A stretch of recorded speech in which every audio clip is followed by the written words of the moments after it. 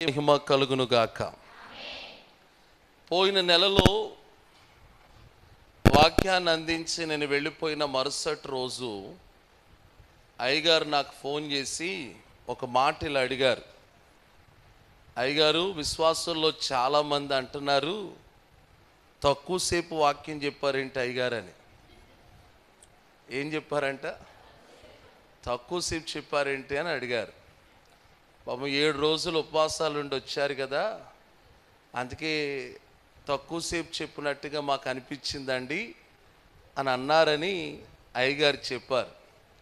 అందుకే ఈ రాత్రి ఎక్కువసేపు చెప్పాలని వచ్చాను. మాట్లాడతలేదు మీరు. దేవుని స్తోత్రం.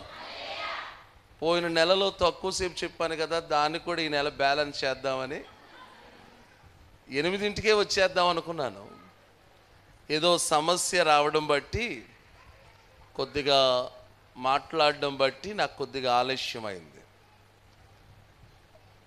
ప్రపంచంలో పరిస్థితులు అంత ఆశాజనకంగా లేవు. దేవుని సృష్టిలో చేయబడ్డ మనిషి రోజు రోజుకి దిగజారిపోతున్నాడు. మానవ విలువలను కోల్పోతున్నాడు. నాకు నిన్న రాత్రి చైల్డ్ వెల్ఫేర్కి సంబంధించిన ఒక ఆఫీసర్ గారు ఫోన్ చేసి, సార్ మా దృష్టికి ఒక కేసు వచ్చింది, ఒక బాబుని మీరు ఒక 2 రోజులు మీ దగ్గర ఉంచుకోవాలండి అని అన్నారు. నేను అన్నాను, ఏమైంది సార్ అని అడిగా. నాకు తెలిసిన ఒక ఆఫీసర్, ఆ బాబు ఒక గ్రామంలో ఒక హాస్టల్లో ఉంటున్నాడండి. గడిచిన 2 నెలల నుంచి 11 సంవత్సరాలు ఆ బాబుకి. ఆ బాబుని అతని మేనమామ సాయంకాలం వచ్చి ఇంటికి తీసుకెళ్ళిపోయి మళ్ళీ ఉదయాన్నే తీసుకొచ్చి హాస్టల్లో అప్పచెప్పేస్తున్నాడంట అండి. ఇలా ఓ 2 నెలలు బట్టి జరుగుతుందంట. ఆ 11 సంవత్సరాల వయసు కలిగిన బాబు నేను వెళ్ళను అని అంటున్నా, అక్కడున్న వార్డెన్ గారు బలవంతంగా ఆ పిల్లోడిని ఆయనతో పంపించేస్తున్నారంట. కొన్ని రోజుల కిందట ఆ బాబు పోలీస్ స్టేషన్కి వచ్చి తన సమస్య ఏంటో చెప్పుకున్నాడండి అని అన్నారు. ఏమైంది సార్ అన్నాను. ఆ మేనమామ ఆ 11 సంవత్సరాల వయసు కలిగిన బాబు మీద చెప్పకూడదు కానీ లైంగిక దాడి చేస్తున్నాడండి అని అన్నారు. లైంగిక దాడి. ఆ మాట నేను వినగానే చాలా బాధపడ్డాను. రాత్రి నా దగ్గరికి తీసుకొస్తానని చెప్పారు. నేను ఇక్కడే రాయిపోర్ అనే ఊరిలో వాక్యం చెప్పడానికి రాత్రి వెళ్ళాను. రాచూరు దగ్గర ఆ రావుపారు.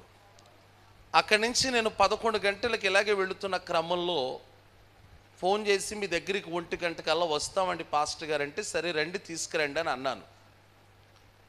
కానీ 1 గంటకి ఫోన్ చేసి బాగా లేట్ అయిపోయింది పాస్టర్ గారు, రేపు వస్తాను లేవండి నాన్న.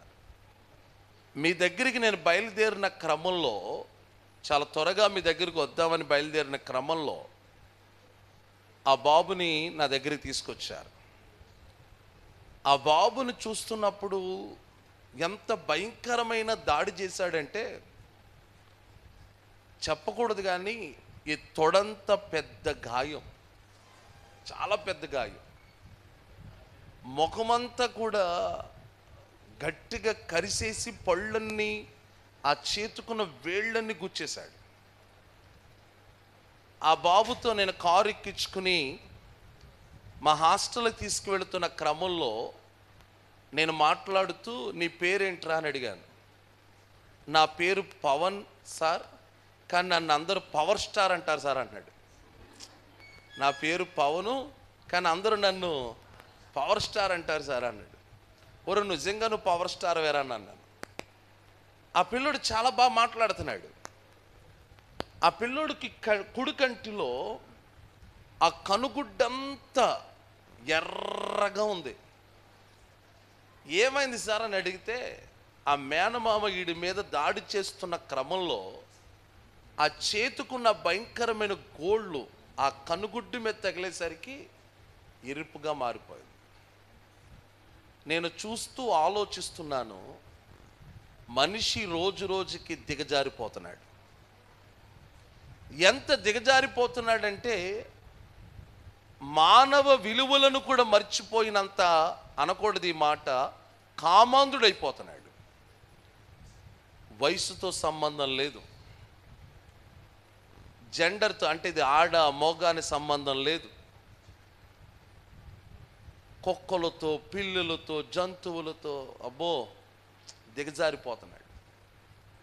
ఇలా దిగజారిపోతున్న సమాజంలో ఉంటున్న మనము దేవుని వాక్యం ప్రకారం మానవ సంబంధాలను జాగ్రత్తగా కాపాడుకోవలసిన బాధ్యత మన మీద ఉంది. ఒక రోజున దేవుడు ఈ మనుషుల్ని నేను ఎందుకు చేశానా అని బాధపడుతున్న క్రమంలో ఒక్కడైనా మంచోడు లేకపోతాడా అని దేవుడు భూప్రపంచం వైపు చూస్తూ ఉన్న క్రమంలో ఆయన కంటికి, మీకు తెలిసిన విషయమే, నోవాహు మాత్రమే కృప పొందిన వాడిగా కనబడ్డాడు. ఆ రోజుల్లో ఉన్న ప్రజల్లో కూడా మానవ విలువలు లేవు.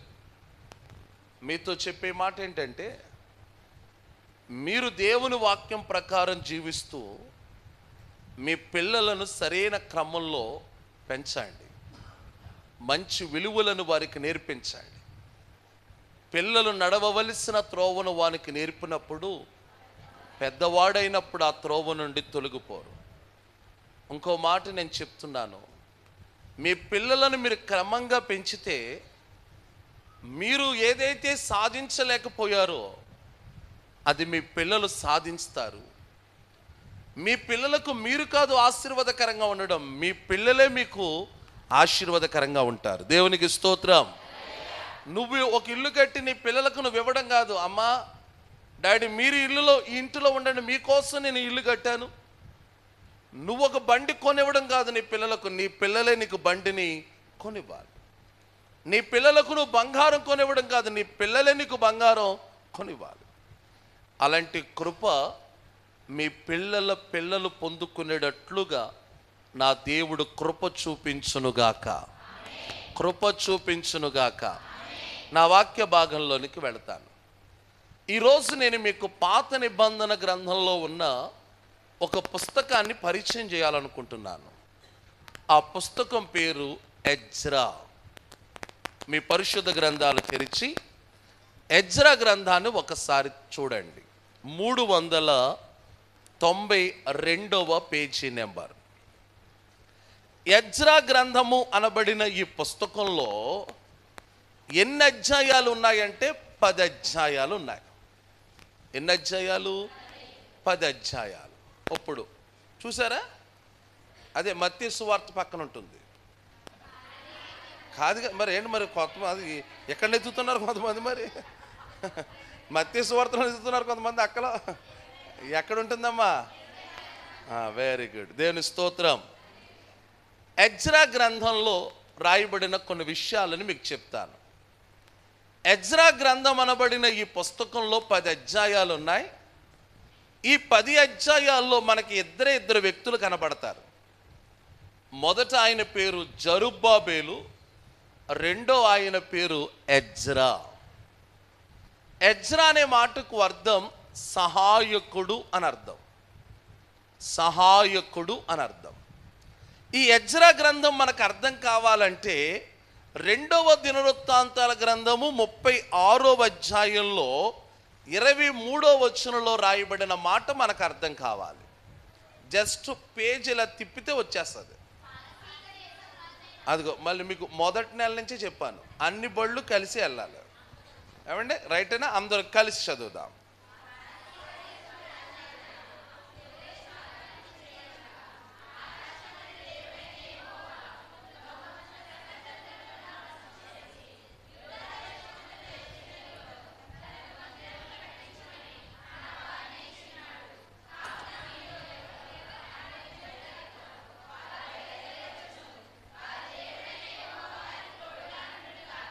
ఆమెన్.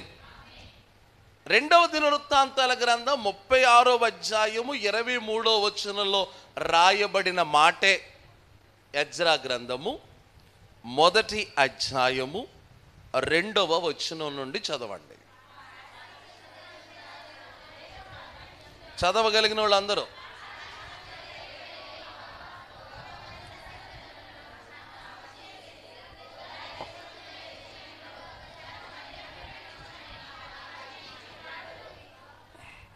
మూడో వచనం కూడా అక్క.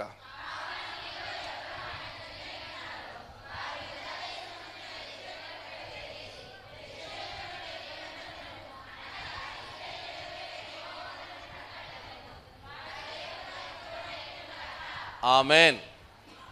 రెండవ దినవృత్తాంతాల గ్రంథం 36వ అధ్యాయం 23వ వచనంలో రాయబడిన మాట, ఎజ్రా గ్రంథము 1వ అధ్యాయము 2, 3 వచనాల్లో రాయబడిన మాటలు ఒక్కటే.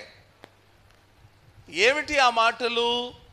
పారసిక దేశపు రాజు అయిన కోరేషుకు దేవుడు ఒక రాత్రి కనబడి, ఏమయ్యా కోరేషు, నా ప్రజలను ఈ దేశం నుండి పంపించు, నా కొరకును ఒక మందిరాన్ని కట్టు అని చెప్పాడు. ఉదయాన్నే లేవగానే పారసిక దేశపు రాజు అయిన కోరేషు ఇజ్రాయేల్ ప్రజలందరినీ పిలిచి ఇలా అంటున్నాడు, ఇజ్రాయేల్ ప్రజలారా, నాకు దేవుడు రాత్రి కలలో కనబడి మందిరాన్ని కట్టమని చెప్పాడు. కాబట్టి ఎవరైతే దేవుడైన యెహోవాను నమ్ముకున్నారో ఆ జనులందరూ కూడా ఇక్కడి నుంచి మీరు మీ యెరూషలేములోకి వెళ్ళిపోయి అక్కడ మందిరాన్ని కట్టండి అని చెప్పాడు. ఈ మాట మనకు అర్థం కావాలంటే మందిరమును గురించిన కొన్ని విషయాలు మనకు తెలియాలి. పాత నిబంధన గ్రంథంలో దావీదు గారు దేవుని మందిరాన్ని కట్టాలి అని అనుకున్నాడు. కానీ దావీదు ద్వారా దేవుడు మందిరాన్ని కట్టించుకోలేదు. కానీ అతని కుమారుడైన సొలొమోను ద్వారా దేవుడు ఒక అద్భుతమైన మందిరాన్ని కట్టించాడు. ఆ మందిరము దాదాపు 7 సంవత్సరాలు కట్టబడింది. ఎన్ని సంవత్సరాలు? కొంచెం గట్టిగా చెప్పాలి. 7 సంవత్సరాలు ఆ మందిరము కట్టబడింది. కట్టబడిన తర్వాత సొలొమోను ఏ చేతులతో అయితే దేవుని మందిరాన్ని కట్టాడో, ఏ చేతులతో అయితే దేవుని కొరకు ఒక అద్భుతమైన మందిరాన్ని కట్టాడో, అదే సొలొమోను ఏం చేశాడో తెలుసా? పెళ్ళిళ్ళు చేసుకుని, ఒకళ్ళ ఇద్దరునా, మీకు తెలియని విషయమే కాదు కదా, 700 మంది భార్యలంట, 300 మంది ఏమో 1000 మంది భార్యలను చేసుకున్నాడు.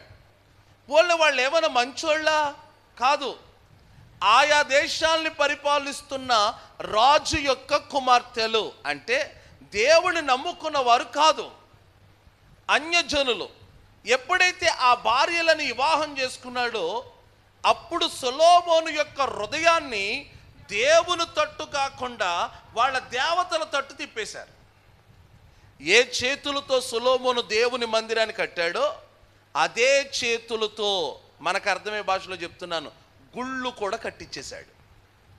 దేవుడు అది చూసి, సొలొమోను నువ్వు చేస్తుంది రైట్ కాదు, ఇప్పుడైనా నీ జీవితాన్ని మార్చుకో అన్నాడు. సొలొమోను మార్చుకోలా. 2 సార్లు దేవుడు ప్రత్యక్షమై సొలొమోనుకు బుద్ధి చెప్పాడు. అయినా సరే సొలొమోను మార్చబడలేదు. అప్పుడు దేవుడు ఏమన్నాడంటే, ఇదిగో నీ చేతిలో నుండి ఈ రాజ్యాన్ని 2 ముక్కలు చేసేస్తున్నాను నేను. 10 గోత్రాలు కలిపేమో ఇజ్రాయేలు రాజ్యము, 2 గోత్రాలు కలిపేమో యోధా రాజ్యము అని దేవుడు 12 గోత్రాలుగా ఉన్న ఇజ్రాయేల్ రాజ్యాన్ని 2 రాజ్యాలుగా డివైడ్ చేసేశాడు. సొలొమోను కాలంలోనే పునాది ఏర్పడింది. సొలొమోను కుమారుడైన రెహబాము యొక్క నాయకత్వంలో ఈ దేశాలు 2 కూడా విడిపోయినాయి. 10 గోత్రాలు కలిపేమో ఇజ్రాయేలు రాజ్యము, 2 గోత్రాలు కలిపేమో యోధా రాజ్యము. ఇజ్రాయేల్ రాజ్యాన్ని 19 మంది రాజులు పరిపాలించారు. యోధా రాజ్యాన్ని 20 మంది రాజులు పరిపాలించారు. మీరు మొదట 2 దినవృత్తాంతాల గ్రంథాలు చదివితే ఆ రాజుల పేర్లు, ఆ రాజులు ఎలా పరిపాలించారో వారి పరిపాలన అంతా కూడా రాయబడింది. ఇప్పుడు ఇజ్రాయేల్ రాజ్యాన్ని ఎంతమంది పరిపాలించారు? 19 మంది. యోధా రాజ్యాన్ని ఎంతమంది పరిపాలించారు? 20 మంది.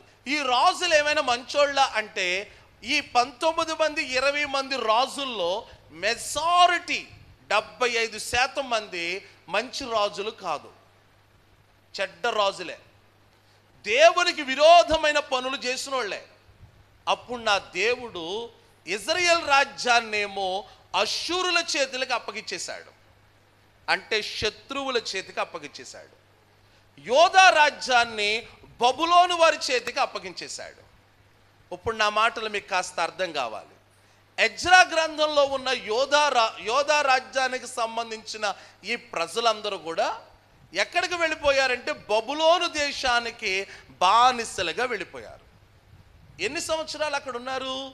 దానియేలు గ్రంథంలో రాయబడిన మాట, ఇప్పుడేం చదవద్దు కానీ వినండి. అక్కడ రాయబడిన మాట ఏంటో తెలుసా? వీళ్ళు దాదాపు 70 సంవత్సరాలు. ఎంత? ఎక్కడ బానిసలుగా ఉన్నారు? బబులోను దేశంలో బానిసలుగా ఉన్నారు. ఇప్పుడు వీళ్ళు యెరూషలేము ప్రాంతము నుండి బబులోనికి బానిసలుగా వెళుతున్న క్రమంలో రాజు అయిన నెబుకద్నెజర్ సొలొమోను ద్వారా కట్టబడిన మందిరాన్ని కూల్చేశాడు. ఇప్పుడు మందిరం అంతా కూడా కూల్చబడింది. 7 సంవత్సరాలు కష్టపడి దేవద్రారు రాణులతో కట్టబడిన మందిరం అంతా కూడా కూల్చబడింది. ఇశ్రాయేలు ప్రజలు బబులోను దేశానికి బానిసలుగా వెళ్ళిపోయారు. 70 సంవత్సరాలు అయిపోయింది. ఇప్పుడు ఈ 70 సంవత్సరాల కాల వ్యవధిలో ఈ బబులోను దేశములో ఉన్న ఇశ్రాయేలు ప్రజలు, అంటే యోధా జాతికి సంబంధించిన ప్రజలు కష్టాలు పడ్డారు, బాధలు పడ్డారు. దేవుని మహాకృప ఏంటంటే బబులోను దేశంలో వాళ్ళు బానిసలుగా ఉన్న నా దేవుడు వారి ఎడల కృప చూపించి బబులోను దేశంలో కూడా ఇశ్రాయేలు ప్రజలను నా దేవుడు ఆశీర్వదించాడు. కొంచెం గట్టిగా చెప్పండి హల్లెలూయా. అంటే దేవునికి ఇష్టం లేని పని చేశారు, దేవుడు శత్రువుల చేతికి అప్పగించాడు. శత్రువుల చేతికి అప్పగించిన దేవుడు వారిని ఏం చేయలేదు? విడిచిపెట్టక బబులోను దేశంలో కూడా దేవుడు వారిని ఆశీర్వదించాడు. కొంతమంది బిల్డింగులు కట్టేసుకున్నారు, కొంతమంది కార్లు కొనేసుకున్నారు, కొంతమంది వ్యాపారాలు చేస్తున్నారు, కొంతమంది బిజినెస్లు చేస్తున్నారు. అబ్బో, బబులోను దేశంలో ఇజ్రాయేల్ ప్రజల లైఫ్ అంతా బాగుంది. బానిసలుగా వెళ్ళారన్న మాట వాస్తవమైన బానిసలుగా అయితే వారు లేరు.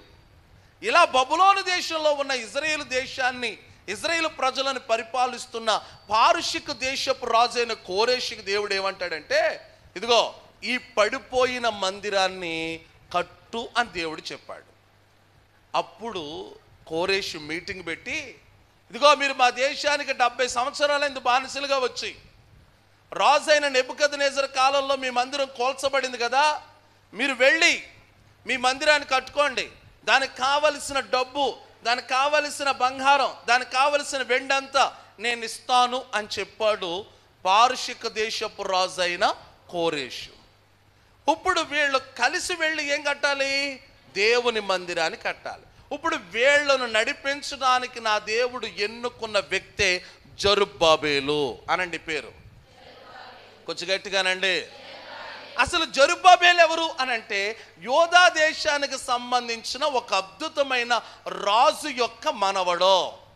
ఇంకా మీకు అర్థమయ్యేలా చెప్పాలంటే ఇజ్రాయేలు ప్రజలు బబులోను దేశానికి బానిసలుగా వెళ్ళకపోతే ఇప్పుడు జరుబ్బాబేలు కూడా ఏమయ్యేవాడంటే రాజు అయ్యేవాడు.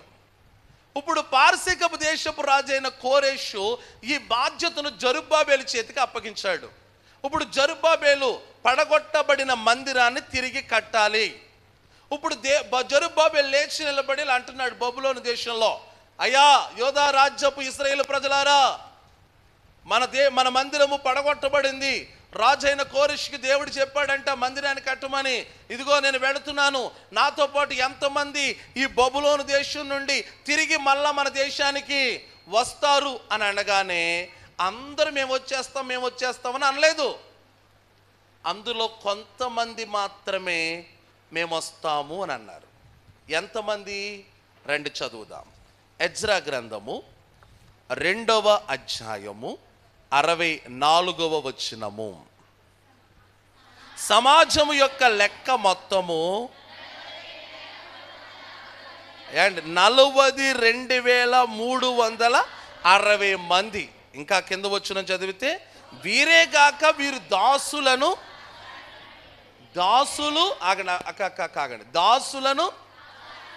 అసలు బబులోను దేశానికి వెళ్ళి ఎలాగెళ్ళారు? ఇప్పుడు ఈ దాసులుగా వెళ్ళిన వీళ్ళకి ఎవరున్నారంట? ఇప్పుడు మన ఇంటికి ఎవరో మనలో మన మాట, ఒక ఆవిడ నెలకు ఎంతో కొంత ఇవ్వండి, మీ ఇంట్లో అంట్లు తోముతానని చెప్పు కుదుర్చుకుంది. నెలకు ఒక 500కో 1000 రూపాయలకో. సరే అమ్మ వచ్చి అంట్లు తోమే అమ్మ అన్న. ఇప్పుడు ఆమె వచ్చి అంట్లు తోముతా ఉంది. ఇప్పుడు ఈమెకి ఇంకో కొంతమంది పనివారు ఉన్నారనుకోండి, ఎలా ఉంటుంది మనకే? అదేంటది, నువ్వే నా ఇంటికాడా పని చేస్తారు, మళ్ళీ నీకెవరు? ఇంకా నువ్వు మా ఇంటి దగ్గర పని చేయక్కర్లేదు, నీ దగ్గరే పని మనుషులు ఉన్నారా అని అంటావు. వీళ్ళేమో బబులోనికి ఎలా వచ్చారు? కానీ బానిసలుగా దేవుడు ఉంచలా, వీళ్ళ దగ్గర పనివారు ఉన్నారంట. అంటే వీళ్ళు ఏమయ్యారంటే బబులోను దేశంలో ఆశీర్వదించబడ్డారు. దేవునికి స్తోత్రం. ఈ మాట చదువుతున్నప్పుడు నేను అర్థం చేసుకున్న మాట ఏంటో తెలుసా? దేవుని పిల్లలు ఎక్కడున్నా సరే దేవుడు దీవిస్తాడు. మీరు ఆమేనండ్రే? దేవుని పిల్లలు ఎక్కడున్నా దేవుడు దీవిస్తాడా దీవించడా? ఎక్కడున్నా దేవుడు ఆశీర్వదిస్తాడు. ఈ స్థలం మంచిది కాదండి, ఎవరు కొనడం లేదు అని అన్నా సరే దేవుని బిడ్డ ఆ స్థలం కొంటే ఆ స్థలాన్ని దేవుడు. ఓ మాట చెప్తాను మీకు. ఓ రోజున భర్త తన భార్య దగ్గరికి వచ్చి, ఇదిగో ఈ వాటర్ బాటిల్ను ఈ ప్యాకెట్ పట్టుకుని జాగ్రత్తగా వెళ్ళిపో అన్నాడు.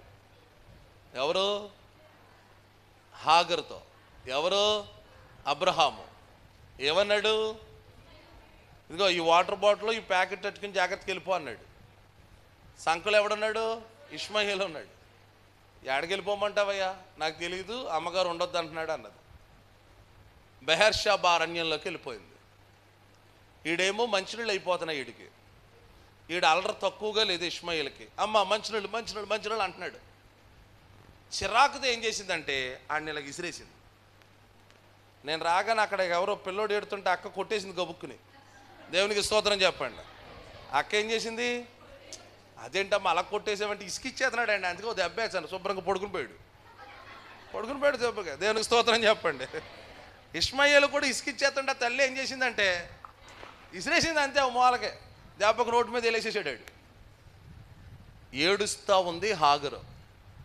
దేవుడు అంటాడు, హాగరు నీకేమొచ్చింది? ఎందుకంటే అలా కొట్టావు? అయ్యా నా యజమానుడే సర్వస్వం అనుకున్నాను, నా యజమానురాలే సర్వస్వం అనుకున్నాను నేను. తీరా చూస్తేనేమో చేతిలో వాటర్ ప్యాకెట్లో చేస్తేమో ఆహారం ప్యాకెట్ ఇచ్చి వెళ్ళిపోమన్నా. నా పరిస్థితి ఏంటయ్యా అంటే, హాగరు నిన్ను వదిలిపెడతానా? అరణ్యములో నీటి ఓటను పుట్టించి నా దేవుడు హాగరును ఆశీర్వదించాడు. హల్లెలూయా. అంటే దేవుని బిడ్డలు ఎక్కడ అడుగు పెడితే అక్కడ దేవుడు ఆశీర్వదిస్తాడు. బబులోనుకు అడుగు పెట్టారని దేవుడు వదిలిపెట్టేశాడా? ఆ బానిసలుగా వెళ్ళిన వారికి ఎవరిని పురమాయించాడంటే పనివారు ఉండేటట్లుగా ఆశీర్వదించాడు. దాదాపు ఒక 50,000 మంది జెరుబ్బాబెలు మీతో మేము వస్తాం మందిని కట్టడానికని చేతులు ఎత్తారు. ఈ 50,000 మందిని తీసుకుని జెరుబ్బాబెలు బబులోను దేశము నుండి యెరూషలేముకు వచ్చాడు. యెరూషలేముకు వచ్చి రాగానే పడగొట్టబడిన మందిరాన్ని చూశాడు. అయ్యో దేవుని మందిరం పడగొట్టబడింది, రండి దేవుని మందిరాన్ని మనం కట్టాలి, పలానా రోజు పునాది వేద్దామని చెప్పి ఒక మాట అందరూ అనుకుని ఆ మందిరం కట్టడానికి పునాది కార్యక్రమాన్ని ప్రారంభించారు. ఆ పునాది వేస్తున్న క్రమంలో కొంతమంది ఏమో ఆనందపడుతున్నారంట, కొంతమంది ఏమో ఏడుస్తున్నారంట.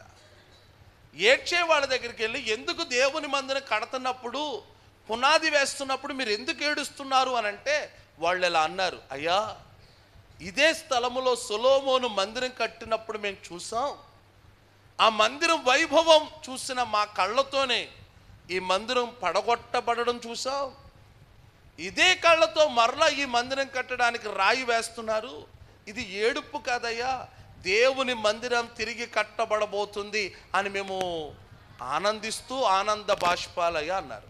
రండి ఆ మాట చదువుదాం. 2వ అధ్యాయంలో మందిరం కట్టడానికి పునాది వేసిన కార్యక్రమం 12వ వచనం.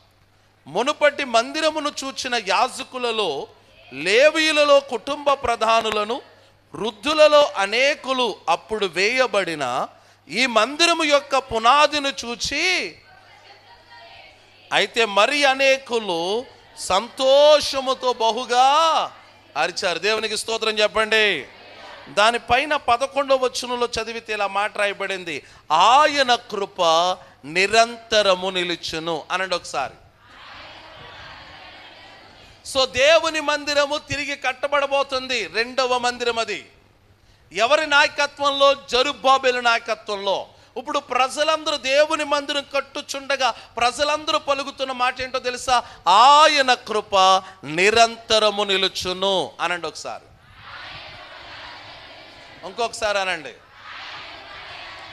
కృప కృప కృప అనే మాట పలుకుతూ ఉండగా పెద్దలనబడిన వారు, అభిషేకించబడిన వారు జెరుబ్బాబెలు నాయకత్వంలో పునాది వేశారు. ఇప్పుడు ఈ పునాది వేసిన తర్వాత పనిని ప్రారంభించారు. మందిరం కట్టడం ప్రారంభించబడింది. ఈలోపు కొంతమందికి వార్త అందింది. వాళ్ళు వచ్చి, జెరుబ్బాబెలు బబులోను దేశం నుండి వచ్చారా? 70 సంవత్సరాల తర్వాత వచ్చారా? ఏంటి, పడగొట్టబడిన ఈ మందిరాన్ని తిరిగి కడుతున్నారా? చాలా ఆనందం, చాలా సంతోషం. మేము కూడా ఈ మందిరంలో మీతో పాటు మేము సహకరిస్తాము అని అంటున్నారు వాళ్ళు. అప్పుడు జెరుబ్బాబెలు వాళ్ళ మనసులో ఉన్న ఆంతర్యాన్ని గుర్తించి, అయ్యా, ఈ మందిరం కట్టడానికి మేము సహాయం చేస్తానన్న మాట మీరు పలకడం చాలా సంతోషదాయకమే. కానీ ఈ మందిరాన్ని కట్టడానికి కావలసిన ధనము, కావలసిన ప్రోత్సాహం, కావలసినవన్నీ కూడా మా దేశాన్ని పరిపాలిస్తున్న రాజు అయిన కోరేషు అందజేస్తున్నాడు. ఇంకా మీరు చేయవలసిన పనేమీ లేదండి అని జెరుబ్బాబెలు అర్థమయ్యే రీతిలో వాళ్ళకి చెప్పాడు. ఇది మనసులోనికి తెచ్చేసుకున్న వాళ్ళు, ఏంటి మేము వచ్చి మందిరం కడుతున్నారు కదా, ఏదో మేము సాయం చేస్తాము అని అంటే మమ్మల్ని మీరు వద్దంటారా? సరే, మీరు ఎలా కడతారో చూస్తాను, మీరు ఈ మందిరాన్ని ఎలా కడతారో చూస్తాం అని చెప్పి వాళ్ళు 3 రకాలైన పనులు చేశారు. ఏమిటి ఆ పనులు? 4వ అధ్యాయం 4వ వచనంలోని 2వ ఆఖరి మాట, బాధపరిచిరి. ఉందమ్మా మీ బైబిల్లో? 4వ అధ్యాయం 4వ వచనంలోని ఆఖరి మాట బాధపరిచిరి. 5వ అధ్యాయంలో ఆఖరి మాట వారు మంత్రులకు లంచములిచ్చిరి. 6వ వచనంలోని ఆఖరి మాట వారి మీద తప్పు మోపిరి. 3 విషయాలు. 1 బాధపరిచారు, 2 మంత్రులకేమో లంచాలు ఇచ్చారు, 3వదేమో వారి మీద. మందిరం పునాది వేయబడింది, అందరూ సంతోషంగా మందిరం కట్టబడుతుంది అని ఆనందిస్తున్న క్రమంలో వీళ్ళొచ్చి ఆ మందిరాన్ని కడుతున్న వాళ్ళని బాధపరుస్తున్నారు. నిజమే, సంఘంలో ఈ రోజున అనేక మంది వచ్చి ఐక్యతగా కూడుకుని దేవుని పని జరుగుతుంది అన్న సమయంలో కొంతమంది సైతాన్ లెగుతాయి. ఎక్కడి నుంచి లెగుతాయో తెలియదు, కానీ సైతాన్ లేచి మిగతా వాళ్ళందరినీ మాటల చేత ఏం చేస్తాయంటే బాధపరుస్తాయి. సంఘం అభివృద్ధి అవుతుంది, మంచిగా ఒక తాటి మీదకి వస్తుంది, అందరూ ఐక్యతగా ముందుకెళ్తున్నారన్న టైంలో ఎవరో ఒకరిలో సాతానుగాడు దూరి మిగతా వాళ్ళందరి యొక్క ఐక్యతను పోగొట్టడానికి ఏదో ఒక రకమైన మాట మాట్లాడతాడు. మందిరం పని జరుగుతున్నప్పుడు అందరూ సహకరించాలి, సహకరించకపోతే నోరు మూసుకుని ఉండాలి. కానీ వాళ్ళు అంటారు, ఇదిగో నువ్వు మందిరాన్ని ఎలా కడతావో చూస్తాం జెరుబ్బాబెలో అని లేనిపోని మాటల చేత జెరుబ్బాబెల్ని బాధపరుస్తున్నారు. కొంతమంది మంత్రుల దగ్గరికి వెళ్ళి, అయ్యా మందిరాన్ని కట్టేస్తున్నారు, ఆ మందిరం కట్టకూడదు అని చెప్పి, ఇదిగో మీరు న్యాయంగా ఉండొద్దు, నేను చెప్తున్నట్టుగా చేయండి, అవసరమైతే మీకు డబ్బులు ఎంతైనా ఇస్తామని చెప్పి లంచాలు ఇస్తున్నారు. ఆ దేశపు అధికారులకు వీళ్ళు ఉత్తరాలు రాస్తున్నారు, అయ్యా మా దేశానికి వచ్చి ఎక్కడో బబులోన్లో 70 సంవత్సరాల కిందట పోయిన వాళ్ళు వచ్చి ఈ మందిరాన్ని కట్టేస్తున్నారు, ఈ మందిరాన్ని కడితే రాజా నీకు రావలసిన పన్ను నీకు రాదు, మేము నీ ఉప్పు తిన్నవారము. ఏం తిన్నవారంట? వాళ్ళంటే రాజుకు ఉత్తరాన్ని రాసి, మేము నువ్వు ఉప్పు తిన్న వాళ్ళం, నీకు మేలే చేయాలనుకుంటున్నాం, ఈ మందిరాన్ని ఎలాగైనా ఆప్ చేసే రాజా. సిరియా భాషలో వాళ్ళు ఉత్తరం రాసేశారు. ఈ ఉత్తరం రాజుకు అందింది. ఉన్న పాటును రాజు ఏమన్నాడు తెలుసా? మందిరపు పనిని ఆపజేసేయండి. ఈ మాటలు ఉన్నాయో లేవో చూద్దాం. 4వ అధ్యాయం 13వ వచనం. కావున రాజువైన తమకు తెలియజేయవలసినదేమనగా,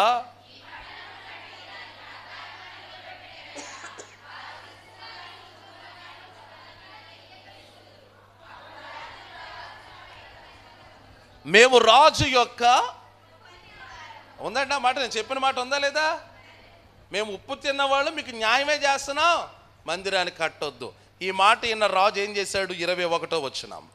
కాబట్టి ఇప్పుడు ఆ మనుషులు ఆ పని చాలించి మేము సెలవిచ్చు వరకు మందిరం పనిని ఆప్ చేసేయండి అనే మాట వచ్చేసింది. జెరుబ్బాబేలు బాధపడిపోతున్నాడు. అయ్యో, దేవుని మందిరం కట్టాలనే కదా నేను బబులోను నుంచి ఇక్కడికి వచ్చాను.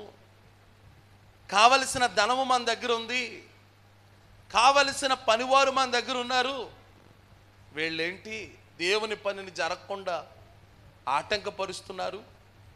ఇప్పుడు రాజే చెప్పాడు, మేము చెప్పు వరకు, మా దగ్గర నుంచి ఆర్డర్ వచ్చేంత వరకు మీరు మందిరాన్ని కట్టకూడదు, మందిరపు పనిని మీరు చెయ్యకూడదు. ఒక ఆర్డర్ వచ్చింది.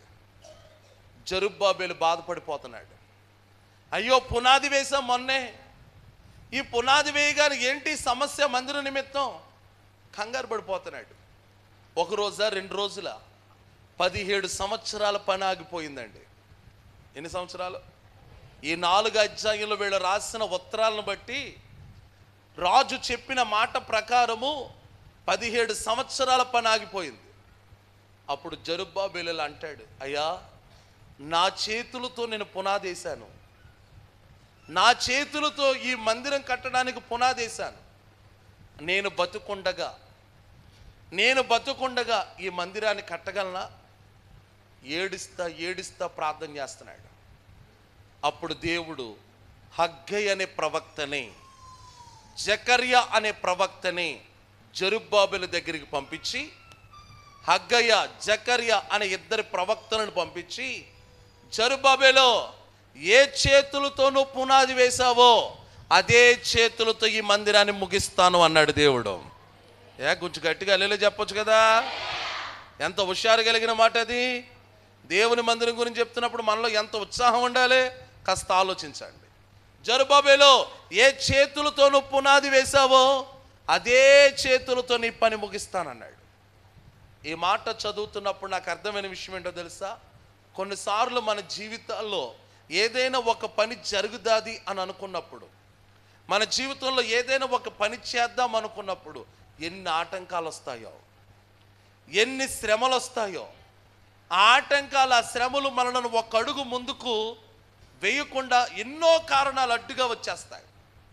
అప్పుడు మనం కూడా కొన్నిసార్లు, నేను బతుకుండగా ఇల్లు కట్టుకోగలనా, నేను బతుకుండగా నా బాకీలన్నీ తీర్చుకోగలనా, నేను బతుకుండగా నేను ఆరోగ్యాన్ని పొందుకోగలనా, జీవిత కాలం అంతా ఈ ట్యాబ్లెట్లతోనే బతకాలా, పొద్దున్న లెగిస్తే ట్యాబ్లెట్లు వేస్తూనే ఉండాలి, నా జీవిత కాలం అంతా నీ కష్టాలు అనుభవిస్తూనే ఉండాలా, ఈ శ్రమలు అనుభవిస్తూనే ఉండాలా, ఈ బాధలు అనుభవిస్తూనే ఉండాలా అని బాధపడుతున్న వారులారా, నిశ్చయముగా నా దేవుడు నీతో చెప్తున్న మాట ఏంటో తెలుసా? నువ్వు బ్రతికుండగానే నా దేవుడు నిన్ను ఆశీర్వాదకరంగా మార్చునుగాక. కొంచెం హుషారుగా ఆమేనంటే అర్థం ఏంటి? అలా జరగకూడదా మీకు? అలా జరగాలంటే ఖచ్చితంగా మీ నోటి ద్వారా ఏమి రావాలి? దేవునికి స్తోత్రం చెప్పండి, దేవునికి స్తోత్రం చెప్పండి. నిశ్చయముగా నువ్వు బ్రతుకుండగానే నా దేవుడు నిన్ను ఆశీర్వాదకరంగా మార్చునుగాక. ఏ పనులైతే జరగకుండా ఆగిపోయినాయో ఆగిన ప్రతి పనిని నా దేవుడు జరిగించునుగాక. ఏ అప్పుల చేత అయితే నువ్వు సతమతం అవుతున్నావో ఆ అప్పులను తీర్చుకునేటట్లుగా నా దేవుడు నీ ఎడల కృప చూపునుగాక. ఏ పనులైతే జరగాలని నువ్వు ఆశపడుతున్నావో ఆ పనులన్నీ నువ్వు ఆశించిన దానికంటే అద్భుతకరంగా నా దేవుడు జరిగించునుగాక. మళ్ళీ చెప్తున్నాను, నా దేవుడు ఏదైనా చేయగలడో నువ్వు నమ్మితే చాలు. హామాన్ అంటాడు మీటింగ్ ఎట్టి, అంతా అయిపోయిందిరా, తెల్లారితే ఉరికామం ఎక్కేస్తాడు. ఎవరు మొర్దికే అంతా రెడీ చేసేసి ఇస్తాను, ఈ రాత్రి మనం ఎంజాయ్ చేద్దాం అంటున్నాడు. ఈ రాత్రి మనం శుభ్రంగా తిందాం, చక్కగా తాగుదాం. యూదులు అనబడే వాడు రేపు సాయంత్రానికల్లా మన ఊర్లో ఒక్కడు కూడా ఉండడు అంటున్నాడు. ఎంజాయ్ చేస్తున్నాడు, సంతోషిస్తున్నాడు. ఉన్నపాటున ఎవడెవడో పరిగెట్టుకుంటూ వచ్చి, హామానో హామానో నీకో విషయం చెప్పాలి. ఏమైందిరా? నువ్వు ఎవరి కోసమైతే ఉరికంబం కట్టించావో, నువ్వు ఎవరి కోసమైతే ఉరికంబం చేయించావో, ఎవరినైతే నువ్వు ఉరిదీయాలనుకుంటున్నావో, ఎవరినైతే ఈ దేశంలో ఉండకుండా నువ్వు తరిమేద్దాం అనుకుంటున్నావో, ఎవరినైతే నువ్వు ఆ జాతి మొత్తాన్ని నాశనం చేయాలనుకుంటున్నావో, ఆ మొర్దికే అనబడిన వ్యక్తిని రాజు పిలిచాడు. ఏంటి, రాజు పిలిచాడా? దేనికిరా? మొర్దికేనంట ఉరికంబం కాదు, రేపొద్దున్న ఊరేగింపంట. ఎవరికే? దేవునికి స్తోత్రం చెప్పండి. మొర్దికే ఊరేగింపేంట్రా? అయ్యా రాజు ఏంటో తెలియదు కానీ మొర్దికేని రేపంతా మన ఊరంతా ప్రతి వీధిలో ఊరేగించాలంటున్నాడు అయ్యా అన్నాడు. గుండెలో రాయేడిపోయింది అడిగి. ఏంటి, ఆడు కోసమే కదా నేను ఉరికంబం తయారు చేయించాను, ఆడిని ఎప్పుడెప్పుడు చంపేద్దామనే కదా నేను ప్రయత్నం చేస్తున్నాను, ఇన్ని ఆలోచనలు చేశాను, ఇన్ని పన్నాగాలు వేసాను, ఇన్ని ప్లాన్లు వేసాను, ఏమైపోయినాయి అవన్నీ? నా దేవుడు నీతో ఉంటే ఎంతమంది నిన్ను అణగదొక్కేద్దాం అనుకున్నా, ఎంతమంది నిన్ను పాడు చేసేద్దాం అనుకున్నా, ఎంతమంది నిన్ను చెడిపేద్దాం అనుకున్నా, ఎంతమంది నీకు రావలసినవి ఏమీ రాకుండా అడ్డుపడదాం అనుకున్నా, నా దేవుడు తోడుగా ఉంటే నిశ్చయముగా నా దేవుడు నీకు కావలసినవి, నీకు రావలసినవి సమృద్ధిగా కుమ్మరించునుగాక. సొలొమోను జీవిత చరిత్ర మీరు చదివితే, దావీదైన రాజు వృద్ధుడైపోయిన తర్వాత, దావీదు వృద్ధుడైపోయాడురా, ఇంకా దావీదు తర్వాత మన దేశానికి రాజుగా నేనే ఉంటానని చెప్పి అదోని అనబడిన వ్యక్తి నేనే రాజుని ఇంకా దావీదు తర్వాత అని చెప్పి ఉన్నత స్థలములోనికి బలిపీఠాల దగ్గరికి వెళ్ళి బలులు అర్పించడానికి వెళ్ళిపోతున్నాడు. నేనే రాజునన్న డిక్లేర్ చేసేసుకున్నాడు అదోనియా. ఈ విషయం తెలిసిన నాతాను ప్రవక్త బెత్షెబా దగ్గరికి వచ్చి అంటున్నాడు, అమ్మ బెత్షెబా, అదోనియా రాజు అవుతాడంట. అదోనియా రాజు అయితే అది నీకు నీ కుమారుడికి మంచిది కాదు. ఉన్న పాటును నువ్వు దావీదు దగ్గరికి వెళ్ళి దావీదు గారితో ఒక మాట ప్రమాణం చేయించుకో. ఏంటి ఆ ప్రమాణం అంటే, దావీదు తర్వాత రాజు అవ్వాల్సింది సొలొమోన్. నువ్వు వెళ్ళి మాట్లాడుతూ ఉండు, ఏమి ఎరగనట్టుగా నేను వచ్చి నీ మాటను నేను కూడా దృఢపరుస్తాను. బెత్షెబా చెప్పినట్లుగా దావీదు సొలొమోన్ రాజుగా చేయని నేను కూడా మాట చెప్తానమ్మా అని చెప్పగా బెత్షెబా వెళ్ళి అడగ్గా, రాజు ఆలోచిస్తున్న క్రమంలో నాతాను కూడా వచ్చి ఆ మాటను బలపరచగా ఉన్న పాటున సొలొమోనికి పట్టాభిషేకం జరిగిపోయింది.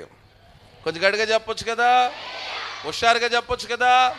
ఏమంటే నా మాటలు మీకు అర్థమవుతున్నాయా? అదోని అనబడిన వ్యక్తి ఎవరు రాజుగా ఉండకూడదు అనుకున్నాడు? సొలొమోన్. కానీ దేవుడు సొలొమోన్ని,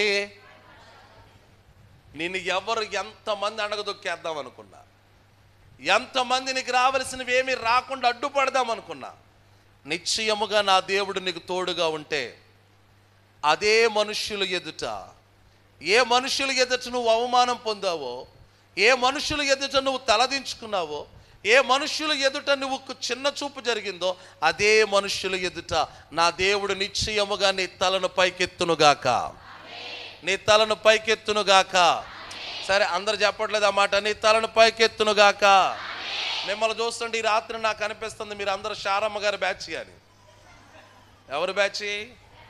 అదేంటి పాస్టర్ గారు ఉన్నపాటున అంత మాట అన్నారండి మమ్మల్ని అని మీరంటే, దేవదూతల భోజన కార్యక్రమాలన్నీ అయిపోయిన తర్వాత, అయ్యా అబ్రహమా నీ భార్య ఎక్కడుందంటే, అయ్యా ఇదిగో అక్కడుండి ఓ శివ మన దగ్గర అడేసింది. ఎక్కడుండి? గుడారం వెనకే ఉంది కానీ ఎక్కడ పడేసిందో చెవి మన దగ్గర. అవును, నిజమే కదా. నీ భర్త దగ్గరికి ఎవరో వచ్చి మాట్లాడుతున్న సమయంలో వంట చేస్తావు కానీ చెవి ఎక్కడ ఉంటుంది? చెప్పండి కొంచెం గట్టిగానా. నీ చెవి ఎక్కడ ఉంటుంది? ఆయన వెళ్ళిపోయిన తర్వాత అయ్యగారికి లెఫ్ట్ అండ్ రైట్ ఇచ్చేస్తావు కదా నువ్వు. ఎందుకు వచ్చాడు అడుగుతాడు, ఏమి నువ్వు ఇవ్వద్దు, నాకేమి వినబడలేదు అనుకుంటున్నావా, నేనేమి వినలేదు అనుకుంటున్నావా అని ఎన్ని చెప్తావు? శారమ్మ కూడా వింటా ఉంది. అమ్మా శారమ్మ, అబ్రహమ్మ, నీకో మాట చెప్తున్నాను, మరుసటి ఏట ఇదే సమయానికి మళ్ళీ మేము వస్తాం, నీ కౌగిటిలో కుమారుడు ఉంటాడని చెప్తే అబ్రహాము ఆమేన్ అన్నాడు. శారమ్మ అనుకుంది. అనండి ఒకసారి, నవ్వండి. మీరు నవ్వుతే బాగుంటారండి, కొంచెం కొంచెం మనస్ఫూర్తిగా నవ్వండి. మా ఊరిలో ఒక పిల్ల ఉంది, చూసారా, ఎల్లమ్మ గారని. ఈసారి వచ్చినప్పుడు చెప్తానండి, ఆ అమ్మాయిని నవ్వుతే మొత్తం పశ్చిమ గోదావరి జిల్లాకే అందం వచ్చేస్తుంది. దేవునికి స్తోత్రం చెప్పండి. అసలు ఆ పిల్ల నవ్వుతే చచ్చిపోయినప్పుడు కూడా బతికొచ్చేస్తాడు, అంత భయంకరంగా అవుతుంది. మా చర్చిలో ఇంకో కుర్రోడు ఉన్నాడు, ఆడు తుమ్మితే 4 ఊర్లు కనబడుతుంది. పక్కన హార్ట్ అటాక్ వచ్చినప్పుడు పోతాడేమని భయం అవుతుంది నాకు. ఒరే కొంచెం అలా తుమ్మకరా అంటానాడిని. లేదు, అయ్యి బాబా తుమ్మ అసలు. అప్పుడప్పుడు వాక్యం చెప్తున్నా నాకే భయం వేస్తుంది. ఈ మాట ఎందుకు చెప్తున్నానంటే, ఆ రోజున శారమ్మ ఏం చేసింది? శారమ్మ, నవ్వనేలా యెహోవాకు అసాధ్యమైనది. మరే ఒక దైవజనుడిగా నేను అంటున్న మాట మీ జీవితాల్లో స్థిరపరచబడాలంటే మనసులో ఆయన అలాగే చెప్తాడు, ఇవన్నీ జరుగుతాయని నవ్వుకున్నారే, ఏమనుకోవాలి? కొంచెం చెప్పండి. నిశ్చయముగా నా దేవుడు మిమ్మల్ని దీవించునుగాక, నిశ్చయముగా నా దేవుడు మిమ్మల్ని ఆశీర్వదించునుగాక. జరుబ్బాబేలు మందిరాన్ని కడుతున్నాడు, ఆటంకాలు వచ్చినాయి, సమస్యలు వచ్చినాయి. 17 సంవత్సరాల మందిరం పని ఆగిపోయింది. దేవుడు హగ్గైని పంపించాడు, జకర్యాని పంపించాడు, జరుబ్బాబేల్ని బలపరుస్తున్నాడు. జరుబ్బాబేలో నువ్వేమీ బాధపడొద్దు, ఏ చేతులతో నువ్వు పునాది వేసావో అదే చేతులతో ఈ పని అంతా ముగించేస్తావు. దేవునికి స్తోత్రం. నిశ్చయముగా నా దేవుడు అలాగున నిన్ను దీవించునుగాక, నిశ్చయముగా నా దేవుడు నీ తలను పైకెత్తునుగాక, అవమానము పొందిన చోట నా దేవుడు నీకు ఘనతనిచ్చునుగాక. మెళ్ళో ఒక కొలుసు కాసు బంగారం లేదా అన్నవారు ఎదుటే నువ్వు అనరేంటి? నవ్వుకుంటున్నారు మళ్ళీ మీరా? విశ్వాసంతో పలకండి. నిశ్చయముగా నా దేవుడు అలాగున దీవించునుగాక. మీకు చెప్పానో లేదో, నా సాక్ష్యంలో ఒక అద్భుతమైన మాట మళ్ళీ నేను జ్ఞాపకం చేస్తూ ఉన్నాను. నా భార్య 7 నెలల గర్భవతిగా ఉన్నప్పుడు, 2వ కుమారుడు కడుపులో ఉన్నప్పుడు, 7 నెలల గర్భవతిగా ఉన్నప్పుడు పరిమేళ్ళ గ్రామానికి సేవ నిమిత్తం వచ్చేసాను. నేను జాబ్ చేసుకునేవాడిని, కంప్యూటర్ టీచర్గా. ఉదయాన్నే వెళ్ళిపోతే 9 గంటలకి సాయంత్రం 5 గంటల వరకు ఇంటికి రాను. మధ్యాహ్నం ఏదో ఒకటి దొరికింది తినేసి అలా ఉండడమే మా పని. అలా జాబ్ చేస్తున్న క్రమంలో పరిమేళ్ళ గ్రామానికి వచ్చిన సందర్భంలో నేను బాధపడుతూ, నాయన ఇప్పుడు వరకు అమ్మా నాన్నల దగ్గర ఉన్నాను, ఏ లోటు నాకు రానివ్వలేదు, ఇప్పుడేమో పరిమేళ్ళ గ్రామానికి వచ్చాను, సంఘం అయితే ఉన్నారు కానీ బంధువులు ఎవరు లేరు, స్నేహితులు ఎవరు లేరు, నా అనుకునే వాళ్ళు ఎవరు లేరు, అంతా సంఘమే. అయినా సరే నా భార్య నిండు గర్భవతి, మా పరిస్థితులు అంతంత మాత్రంగా ఉన్నాయి, నా జోబులో ఒక చిల్లు గవ్వ కూడా లేదు, ఏంటి నాయన అని చెప్పి, మీరు ఏ మందిరాన్ని అయితే పరిమేళ్ళ గ్రామానికి వచ్చి చూసారో ఆ మందిరం యొక్క పాత మందిరం మెట్లు దగ్గర, అప్పుడు మందిరానికి కరెంటు కూడా లేదు, ఆ మందిరపు మెట్లు దగ్గర సాయంకాల వేళ ఏడుస్తా నేను ప్రార్థన చేసుకుంటున్నాను. దేవుణ్ణి ఒకే మాట అడిగాను, అయ్యా ఎవరి దగ్గరికి వెళ్ళి చేజార్చకూడదు. మా నాన్న దగ్గరికి వెళ్ళి, డాడీ కూరగాయలు కొనుక్కుంటాక డబ్బులు లేవు, లేకపోతే మా సంఘ బిడ్డల దగ్గరికి వెళ్ళి, మా సంఘ పెద్దల దగ్గరికి వెళ్ళి, అమ్మ బియ్యం వండుకోవడానికి బియ్యం లేవు, ఈ మాట నా నోటంటే రాకూడదు నాయన. నా భార్యను పోషించాలి, నా కుమారుని పోషించాలి, నేను పోషించబడాలి. ఎలా పోషిస్తావో నాకు తెలియదు, నా జీవితం 0 నుండి ప్రారంభిస్తున్నాను. ఇక్కడ 0, ఏమీ లేకుండా నేను ప్రారంభిస్తున్నాను. ఏం చేస్తావో నాకు తెలియదు నాయన, నువ్వు నన్ను ఆశీర్వదించు. ఇదే ప్రార్థన. నిశ్చయముగా ఆ సాయంకాల వేళ నేను చేసిన ప్రార్థన నా దేవుడు విన్నాడు. మీరు స్తోత్రం చెప్పరు? నేనంటే ఎంత అసూయో మీకు. ఇంత సంతోషంగా సాక్ష్యం చెప్తున్నప్పుడు మీరు ఏమనాలి? ఏమవుతుంది హల్లెలూయా అంటే? దేవునికి మహిమే కదా, దేవునికి స్తోత్రం చెప్పండి. అది చెప్పాలి మనల్ని. మనం అందరం ఎలా తయారయ్యామంటే వెనకాల నుంచి కొట్టాలి, ఉష్ ఉష్ అంటే కానీ అంటలేదు మనం. కష్టమేనండి. ఆ మెట్టిల మీద నేను చేసిన ప్రార్థన దేవుడు ఆలకించి, నా కడుపు నిండితే చాలు అనుకున్న రోజు నుండి ఈ రోజుకి అనేక మందికి కడుపు నింపగలిగే కృప దేవుడు నాకు ఇచ్చాడు. ఈ రోజుకి మా హాస్టల్లో ఉన్న పిల్లలకి ఏది లోటు రానివ్వకుండా, మీరు ఎప్పుడు పరిమేళ్ళ గ్రామం వచ్చినా మా పిల్లలను పక్క తీసుకెళ్ళిపోయి, ఒరే మీ పాస్టర్ గారు ఏం పెడతారా అని అడగండి. లేదా నాకు కూడా అప్పుడప్పుడు 4 పిల్లలు 3 పిల్లలు వస్తారు కదా, ఆన్లైన్ ఎప్పుడైనా బయటకు తీసుకెళ్ళి మీ పాస్టర్ గారు మిమ్మల్ని ఎలా చూసుకుంటారా అని అడగండి, తప్పేమీ లేదు. ఇప్పుడు వస్తూ 3,500 రూపాయలు పెట్టి ఫ్రైడ్ రైస్ కొనిచ్చాను. ఎవరికి? మా పిల్లలకే, హాస్టల్ పిల్లలకే. రోజు అలసిపోతున్నారు పాపం, ప్రార్థనలు చేసి కుటుంబ క్రిస్మస్ ఆరాధనలకు వచ్చి నోరంతా రాత్రి గోంగూర రొయ్యలు. దేవునికి స్తోత్రం చెప్పండి.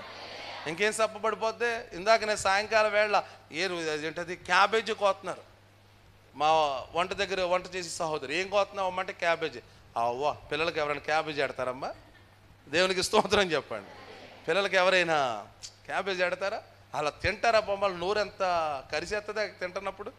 అవి పక్కన అయిపోయి రేపు పొద్దున పప్పు వేసి వండేసుకోవచ్చు అని చెప్పి హడావిడికి ఏదో గుడిమెళ్ళి గబగబా తీసుకొచ్చి వాళ్ళకి పెట్టొచ్చా. ఎందుకు నేను ఈ మాటలు చెప్తున్నానంటే, ఒకప్పుడు నా కడుపు నిండితే చాలు అనుకున్నవాడిని. ఈరోజు అనేక మందికి పెట్టగలిగే కృప దేవుడిచ్చాడు. మరి అదే దేవుణ్ణి మీరు నమ్ముకున్నారు కదా. నేను నమ్ముకున్న దేవుని పేరు ఒకటి, మీరు నమ్ముకున్న దేవుని పేరు మరొకటి కాదు కదా. అందరూ నమ్ముకున్న దేవుని పేరు ఒకటే కదా. మరి నన్ను దీవించిన దేవుడు నిన్ను కూడా, ఆమేన్, హల్లెలూయా, ఎంతగా దీవిస్తాడంటే అనేక మందికి పెట్టేవారిగా, నిశ్చయముగా నా దేవుని పిల్లలు అనేక మందికి పెట్టేవారిగానే ఉండాలి. ఆమేన్ అంటారు చూసారా?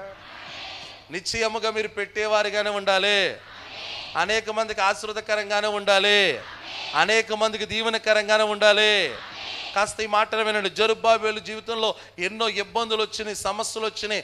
అయినా సరే దేవుని వైపే చూశాడు. కానీ సమస్య వచ్చింది కదా, రాజుగారు మందిరం కట్టొద్దన్నాడు కదా, మందిరం పని ఏమీ జరుగుతలేదు కదా అని తిరిగి బబులోనికి వెళ్ళిపోయాడా? వెళ్ళలా. అక్కడే మోకరించి ప్రార్థన చేస్తూనే ఉన్నాడు. 17 సంవత్సరాల తర్వాత మందిరం పని ప్రారంభించబడింది. నేను అంటాను, నీ జీవితంలో నువ్వు దేని కొరకైతే ప్రార్థిస్తున్నావో నిశ్చయముగా నా దేవుడు అది నీకు అనుగ్రహించునుగాక. ఒక రోజు ఆలస్యమైన, ఒక గంట ఆలస్యమైన, నువ్వు అడిగింది నా దేవుడు ఇవ్వకైతే మాత్రం మానడు. తప్పక నా దేవుడు అలాంటి కృప నీకు చూపించునుగాక. మందిరం పని తిరిగి ప్రారంభించబడింది. 6వ అధ్యాయం చదివితే మందిరం అంతా ఓపెన్ చేయబడింది, అంతా బాగుంది. ఇప్పుడు 7వ అధ్యాయంలో ఎజ్రా గారు బయలుదేరాడు. ఎక్కడి నుంచి అంటే బబులోను నుండి. ఎక్కడికి? యెరూషలేము మందిరానికి. రండి చదువుదాం. 7వ అధ్యాయం మొదటి మాట.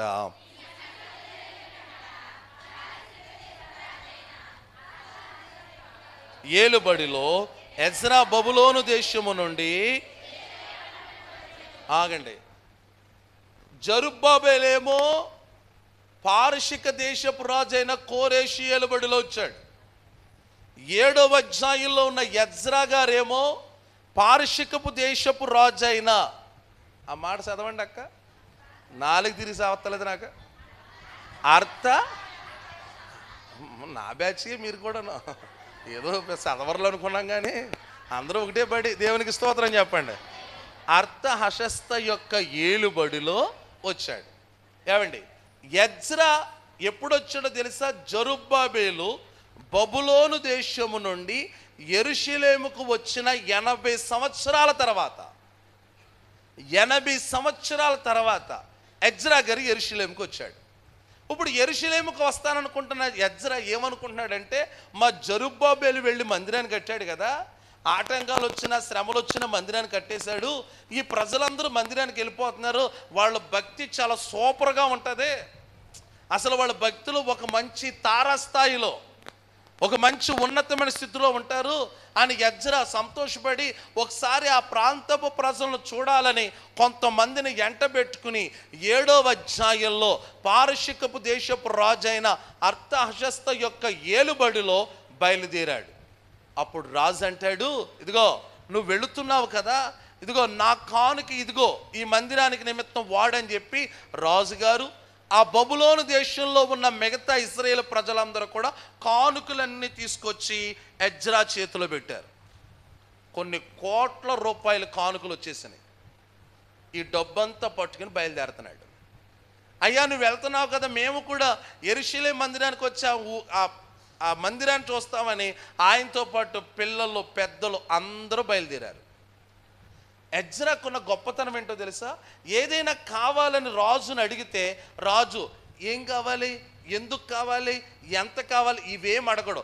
ఒక ఫైల్ తీసుకొచ్చి ఎజ్రా రాజు ముందు పెడితే రాజు సంతకం పెట్టేస్తాడు.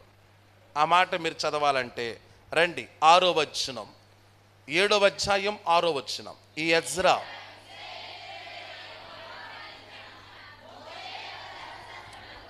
ప్రవీణత గల శాస్త్రి మరియు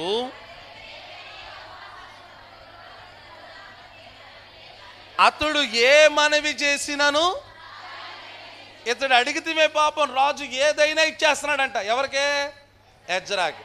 ఎందుకో తెలిసిన, ఎజ్రా సామాన్యమైన వ్యక్తి కాదు, ఆయన శాస్త్రిగా పిలువబడ్డాడు. శాస్త్రి అంటే అర్థం ఏంటో తెలుసా? ఉన్నతమైన చదువును చదివినవాడు. ఈ రోజున పాస్టర్ గారులు అందరూ పెట్టేసుకుంటున్నారు శాస్త్రులని. ఎలీషా శాస్త్రి, ఏలియా శాస్త్రి, రాకేష్ శాస్త్రి, ఇంకో శాస్త్రి, అందరూ పెట్టేసుకున్నారు. ఈ మధ్య పాస్టర్ గారులు కూడా బాగా బిల్డప్ ఎక్కిపోయి పేరు పక్కన ఎంఏ, బీటీహెచ్లు, హెచ్డిఎస్లు అవి రాయలేకపోతున్నారు. కొంతమంది అవి రాయలేకపోతున్నారు. మరి అయ్యగారు చదివింది అంత తెలియాలి కదా అందరికనే. పెట్టుకోవడం తప్పని నేను అన్న కానీ అలా పెట్టుకోవడం వల్ల కలిసి వచ్చేది ఏమీ లేదు అని అంటాను. ఇతడు ఒక శాస్త్రిగా పిలువబడ్డాడు. ఎందుకో తెలిసిన, దైవ జ్ఞానం కలిగిన వాడు. అందుకని రాజు అంటాడు, నువ్వు ఏది అడిగినా అది ఇచ్చేస్తున్నాడు రాజు. ఏది లోటు లేదు. రాజా, నేను మా యెరూషలేములో జెరుబ్బాబెలు నాయకత్వంలో కట్టబడిన మందిరాన్ని చూసి వస్తానంటే, ఎల్లు ఎజ్రా, ఇదిగో ఈ కానుక కూడా పట్టుకెళ్ళు, ఈ బంగారం పట్టుకెళ్ళు, ఈ వెండంతా పట్టుకెళ్ళని ఖజానా మొత్తం ఇచ్చేశాడు. ఇప్పుడు ఇవన్నీ పట్టుకుని బయలుదేరుతున్న ఎజ్రాకు ఒక భయం. ఏమిటి భయం? ఏమిటి భయం? నేను ఈ డబ్బంతా పట్టుకుని వెళ్తున్నాను, ఈ బంగారం అంతా పట్టుకుని వెళ్తున్నాను, నాకు కూడా చిన్నపిల్లలు వస్తున్నారు, నాకు కూడా యవనస్తులందరూ వస్తున్నారు. మార్గ మధ్యలో ఏదైనా దోపిడీదారులు ఈ బంగారం పట్టుకెళ్తున్న నా మీద ఏమైనా దాడి చేసి ఈ బంగారాన్ని దోచుకెళ్ళిపోతే పరిస్థితి ఏంటి? నా కూడా వస్తున్న యవన బిడ్డలను వాళ్ళు ఏదైనా చేస్తే పరిస్థితి ఏంటి అని ఎజ్రా ఆలోచిస్తున్నాడు. ఇలా ఆలోచిస్తున్న ఎజ్రాకి నేను సలహా ఇవ్వాలనుకుంటున్నాను. ఏమిటి ఆ సలహా అంటే, ఎజ్రా, నువ్వు ఏది అడిగినా రాజు చేస్తాడు కదా, మరి నీకు ఈ భయం ఉన్నప్పుడు, అయ్యా రాజా, యెరూషలేముకి నేను వెళ్ళాలనుకుంటున్నాను, మార్గ మధ్యలో ఎవరైనా నన్ను ఏమైనా చేస్తారేమో, ఈ బంగారాన్ని దోచుకెళ్ళిపోతారేమో, ఈ యవన బిడ్డలు ఏమైనా చేస్తారేమో అన్న భయం నాకుంది, నా కూడా కొంతమందిని సెక్యూరిటీ గార్డ్స్గా పంపించు అని అంటే రాజు పంపించడా? మీరు వినే ఓపిక అయిపోయినట్టుంది రాత్రి. అదే టైగర్ ఎక్కువసేపు చెప్పమన్నారు మీరా? చా వింటున్నారా? మరి ఎందుకు నాకు మీరు వింటలేదేమని పెత్తందా? వింటున్నారా? ఏమన్నారు? అది మాత్రం అడగండి మమ్మల్ని అన్నట్టుగా చూడకండి. ఏమండి? బయలుదేరుతున్నాడు ఎవరు? ఎజ్రా. ఎవరితోనూ? చిన్నపిల్లలతోనూ, యవనస్తులతోనూ, బంగారంతోనూ, వెండితో. దేనికి భయపడుతున్నాడు? ఎవరైనా దొంగలు వచ్చి ఇవన్నీ దోచుకెళ్ళిపోయి ఆడబిడ్డలు ఏమైనా చేస్తారేమని భయపడుతున్నాడు. రాజుని అడిగితే రాజు ఎవరిని ఇస్తాడు? కానీ రాజుని అడిగితేలా, ఏమయ్యా ఎజ్రా, ఎందుకు అడిగితేలేదు రాజు నువ్వు అని అడిగితే ఎజ్రాకి ఇలా అంటారు, ఏమయ్యా పాస్టర్ గారు, నేను ఆ రాజుకి దేవుని గొప్పతనం ఏంటో చెప్పాను, నా దేవుడు ఎంత గొప్పడో చెప్పాను. ఇప్పుడు నేను వెళ్ళి రాజా భయం వేస్తుంది, కొంతమంది సెక్యూరిటీ గార్డ్స్ని పంపించంటే గబుక్కున రాజు, ఏమి దేవుడిని కాపాడ్డా అని అనేసాడు అనుకో, అది ఎంత అవమానం నాకు. అందుకని అడిగితేలేదు. మరి అడగతేలేదు కానీ ప్రయాణం జేడి దగ్గరికి వచ్చేస్తుంది. ఇప్పుడు వెళ్ళాలి, అందరూ బ్యాగులను చదువుకున్నారు. అయ్యారు ఎప్పుడు వెళ్దాం అంటున్నారు వీళ్ళందరూ. ఈయన భయం ఏంటో ఎవరికి అర్థమవుతలేదు. ఈయనేమో రాజుని అడగలేకపోతున్నాడు. అప్పుడు ఎజ్రా ఉపవాసం ఉండి ప్రార్థన చేశాడు. ఏమని చేశాడు? 8వ అధ్యాయం 8:21. అప్పుడు దేవుని సన్నిధిని మమ్మును మేము దుఃఖపరుచుకుని మాకును మా చిన్నవారికిని. ఏ ప్రయాణం అమ్మా? కొంచెం గట్టిగానండి. నేను మీకు ఈ రాత్రి మాట చెప్తున్నారు, మీరు ఎక్కడికైనా ప్రయాణం చేయాలంటే ప్రార్థన చేసేటప్పుడు ఈ మాట పలకండి. ఏ మాట అంటే, అయ్యా మేము చేస్తున్న ప్రయాణములో శుభ ప్రయాణము అనండి ఒకసారి. అసలు ఆ మాట వింటున్నప్పుడు నాకు ఎంత ఆశ్చర్యం వేసిందో. ఎజ్రా మేము చేస్తున్న ప్రయాణంలో శుభ ప్రయాణము మాకు జరగాలి అంటూ ఏమంటున్నాడు చూడండి.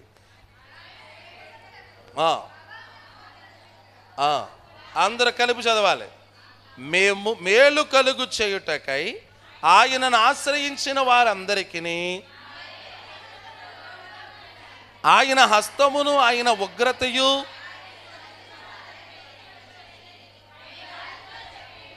కనుక మార్గమందున్న శత్రువుల విషయమై కాల్బులమును రౌతులను రాజునొద్ద సిగ్గుగా అనరా మీరే మాట. దేవుని గురించి ఇంత గొప్పగా రాజుకి చెప్పి మాకు కూడా సెక్యూరిటీ గార్డ్స్ని పంపించమంటే అసలు ఆ మాట అనడానికి నాకు చాలా సిగ్గుగా ఉంది నాయన, చాలా సిగ్గుగా ఉంది. నిజమే కదా, కొన్ని సందర్భాల్లో నీ దేవుడు ఎంత గొప్పడో తెలుసు, అయినా పరిగెట్టుకుంటూ వెళ్ళిపోయి కట్టించేసుకుంటావు ఒకటి. సిగ్గులేదా నీకు? అలా పర్లేదు, వచ్చే నెల నుంచి పిలవరేక మీరు. దేవునికి స్తోత్రం చెప్పండి. పిల్లలు భయపడ్డారు, గబుక్కును భయపడ్డారంట. ఎవరో అక్క వచ్చి అమ్మో పిల్లలు భయపడ్డారు గబగబైలు కట్టించే అంటే బైబిల్ పక్కనట్టే పరిగెట్టేస్తున్నాను అక్కడికి. సిగ్గుగా లేదా? మొన్న ఈ మధ్యకాలంలో పాస్టర్ గారు ఇల్లుగా శంకుస్థాపన జరుగుతుంది, రెండో అంద ఒక అక్క వస్తానమ్మా ఎగ్జాక్ట్లీ 8:30 కల్లా వచ్చాడు పాస్టర్ గారు అంది. అబ్బో 8:30 కల్లా వచ్చేయండి అంది. అక్క 8:30 కల్లా ఉంటాను అక్క అన్నాను, కానీ 9:30కి వెళ్ళాను. దేవునికి స్తోత్రం చెప్పండి. నేను వెళ్ళేసరికి చాలా కార్యక్రమం జరిగిపోయింది అప్పటికి అక్కడికి. అక్క ఏంటక్క ఇవన్నీనా అంటే, మిమ్మల్ని ఎన్ని గంటలకు రమ్మన్నాను, మీరు ఎన్ని గంటలకు వచ్చారు, తప్పు ఎవరిదే? అబ్బా వందనాలమ్మా, మీరు కూడా మాదే, అబ్బో తప్పు ఎవరిదే? అదే అక్క మరోసారి చెప్పు, మిమ్మల్ని ఎన్ని గంటలకు రమ్మన్నాను, మీరు ఎన్ని గంటలకు వచ్చారు? అసలు ముందు నా ఆలోచన ఏంటంటే, ముందు మీరు చేసేసిన తర్వాత మిగతా చేసుకుందాం అనుకున్నాను. ఆ మాత్రం నన్ను పిలిచి ఎందుకు అక్క నువ్వా, అది కావాలి. మీరు మాట్లాడరా? అర్థమైపోయింది మీకు? పాస్టర్ గారు కావాలి, ఆడికి వెళ్ళి పెట్టించుకుని రావాలి. పెట్టించుకుని వచ్చి మళ్ళీ పాస్టర్ గారు ఎన్ని గంటలకు చేయాలి, ఆ టైంకి కట్టించేయాలి. మొన్న మధ్యకాలంలో పెళ్లి జరగాల్సి వచ్చిన క్రమంలో పాస్టర్ గారు ఎవరు వచ్చినా రాపోయినా పర్లేదు 11 గంటల 34 నిమిషాలు కట్టించేయాలని అంటుంది అక్క. ఏంటి 11? అక్క ఎందుకు అక్క ఎన్న కాలాలు సమయాలు ఎవరు ఆధీనంలో ఉన్నాయి? పాస్టర్ గారు మీరు ఏ రోజు వచ్చినా పర్లేదు కానీ మంగళవారం శుక్రవారం రాకండి. మీరు ఏ రోజు అడిగినా పర్లేదు కానీ మంగళవారం శుక్రవారం మాత్రం ఏమి నన్ను అడగ. ఏమైంది అక్క? మంచి రోజులు కాదండి. ఏ రోజులు కాదంట? కొంచెం గట్టిగా చెప్పండి. మంచి రోజులుగా దేవుని బిడ్డగా ఉండి మంచి రోజు ఏంటి చెడ్డ రోజు ఏంటి అసలు? నిన్ను మనకి అది కావాలి. ఇలా మనం చెప్తా ఉంటే 2వ దినవృత్తాంతంలో ఒక రాజు కనబడతాడు. అప్పుడు వద్దులే అక్క మళ్ళీ అలిసిపోయారు ఎందుకు కానీ వినండి. ఆ రాజు పేరు మనిష. 12వ సంవత్సరంలో రాజు అయిపోయాడు అక్క. 55 సంవత్సరాలు పరిపాలించాడు. ఆడంటే దేవుని దృష్టికి చెడ్డవాడిగా నడిచాడంట. హేయమైన క్రియలు చేశాడంటే. ఏం చేశాడంటే, ఓ చేతులతో మందిరాన్ని కట్టేస్తున్నాడు, ఓ చేతులతో వెళ్ళి గుళ్ళు కట్టేస్తున్నాడు. అమ్మో నా మాట మీరు అబద్ధం అనుకుంటారేమో, ఎందుకు వచ్చిన తలపోటు? రండి చదివేద్దాం ఒకసారి. అక్క ఎన్ని అధ్యాయం? 33వ అధ్యాయం 2వ దినవృత్తాంతాల గ్రంథం. అక్క 2వ వచనం చదివేండి అమ్మా.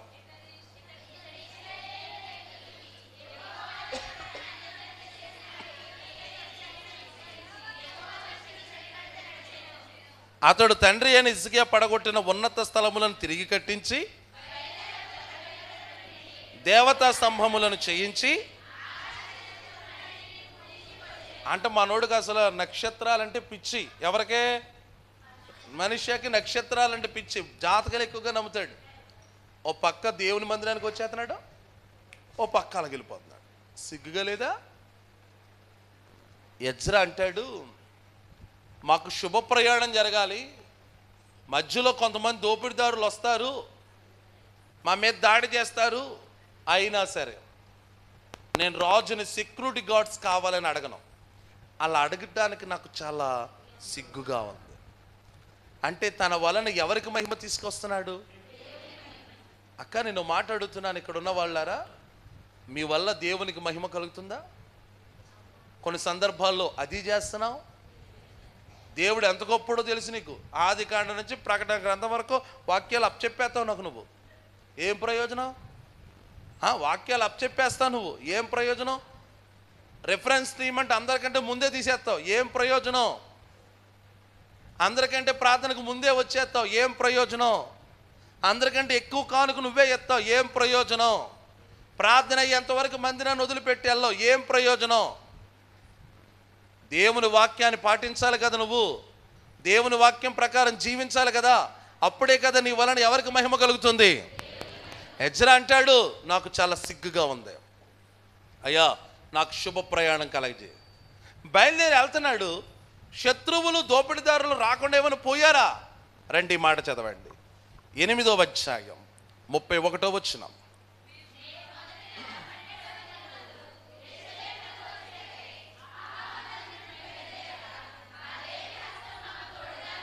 శత్రువుల చేతిలో నుండి, మార్గమందు పొంచి ఉన్న వారి చేతిలో నుండి, ఆమేన్, హల్లెలూయా.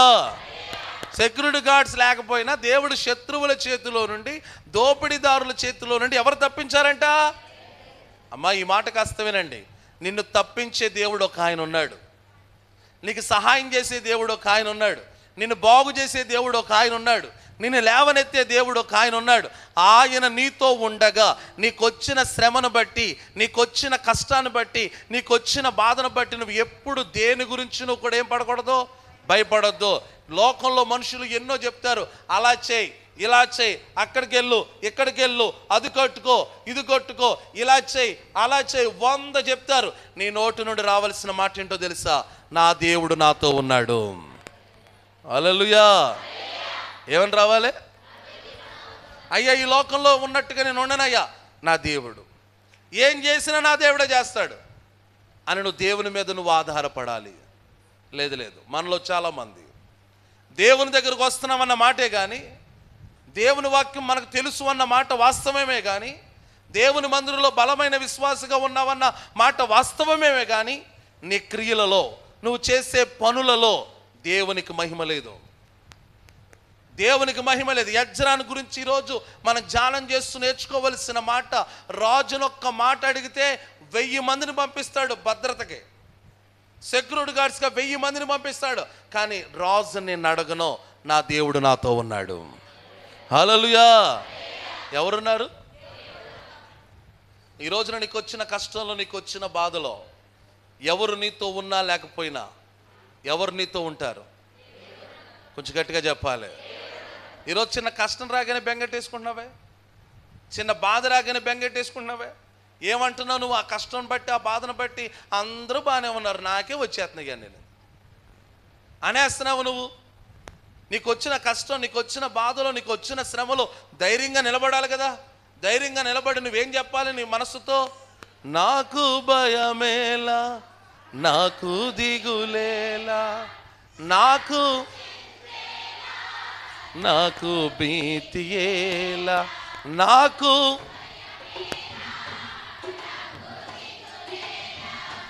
నాకు చింతేలా, నాకు భీతియేలా, నీవు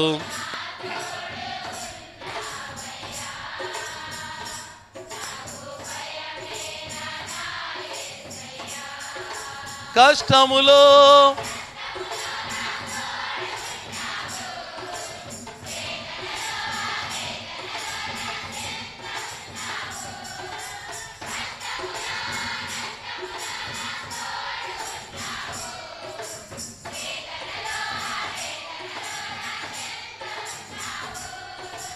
అడిగిన వారికి ఇచ్చేవాడవు, వెతికిన వారికి దొరికేవాడవు, అడిగిన వారికి, తగ్గిన వారికి తలుపులు తెరచే దేవుడవు.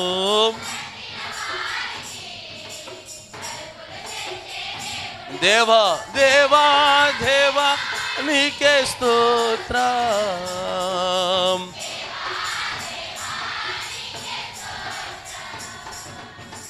దేవా దేవా నీకే స్తోత్రం.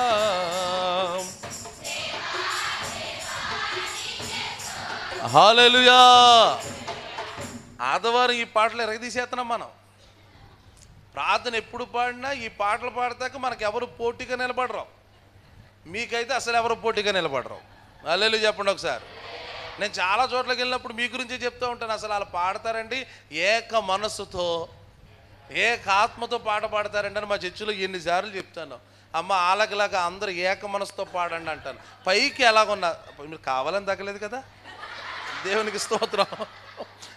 పైకి ఎలాగున్నా సరే పాట పాడేటప్పుడు మాత్రం ఏక మనస్సుతో మంచిగా పాడుతున్నారండి. పాట పాడేస్తున్నాం, ఏం ప్రయోజనం? కష్టం వస్తే బాధ వచ్చేస్తుంటే పరిగెట్టేస్తున్నాం. పాడతాం గొప్ప విషయం కాదు కదా. ఆ కష్టం వచ్చినప్పుడు, ఆ బాధ వచ్చినప్పుడు నిలబడాలి. ఏమండి, నా మాటలు ముగిస్తున్నాను. పడవలో ప్రయాణిస్తూ వెళ్తున్నారు. మార్గ మధ్యలో భయంకరమైన తుఫాన్ వచ్చింది. ఆ పడవ అటు ఇటు ఊగిసలాడిపోతుంది.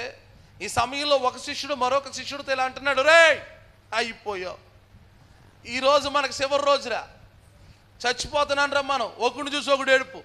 ఈలోపు ఉన్న పాటున ఒకడు గుర్తొచ్చాడు, రే యేసుప్రభు ఉన్నాడు రా మనతోనా. గబగబా యేసుప్రభు దగ్గరికి, యేసుప్రభా మేము నశించిపోతున్నాం, మమ్మల్ని బతికిచ్చయ్యా, మమ్మల్ని బతికిచ్చు. ఆ పడవలో ఉన్న వారికి ఏమి ఉండాలి? అబ్బా బాగా చెప్పారండి, చెప్తారు కదా అంతే. మనం పాటించాల్సి వస్తే చెయ్యవు ఇవన్నీ. పడవలో మనతో ఏసై ఉన్నాడురా. ఈ తుఫాను మనల్ని, ఈ గాలి మనల్ని, ఈ వర్షం మనల్ని, ఆయన ఉన్నాడు మనతో. ఒక్కడికి లేదు విశ్వాసం. అందుకే ఏసై అన్నాడు, అల్ప విశ్వాసులారా, అల్ప విశ్వాసులారా.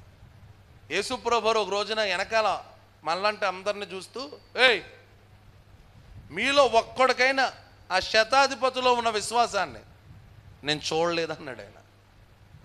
యేసుప్రభు దగ్గరికి రావడం గొప్ప విషయం కాదు. మళ్ళీ చెప్తున్నాను, పాటలు పాడడం గొప్ప విషయం కాదు, ప్రార్థన చేయడం గొప్ప విషయం కాదు. నువ్వు అడిగింది దేవుడు నీకు ఇస్తాడు. నీ ప్రార్థనకు నా దేవుడు ఫలితాన్ని ఇస్తాడు, నీ జీవితాన్ని ఆశీర్వాదకరంగా మారుస్తాడు అనే విశ్వాసం నా దేవుని ఎడల నువ్వు కలిగి ఉంటే తప్పక నా దేవుడు కార్యాలు చెయ్యునుగాక.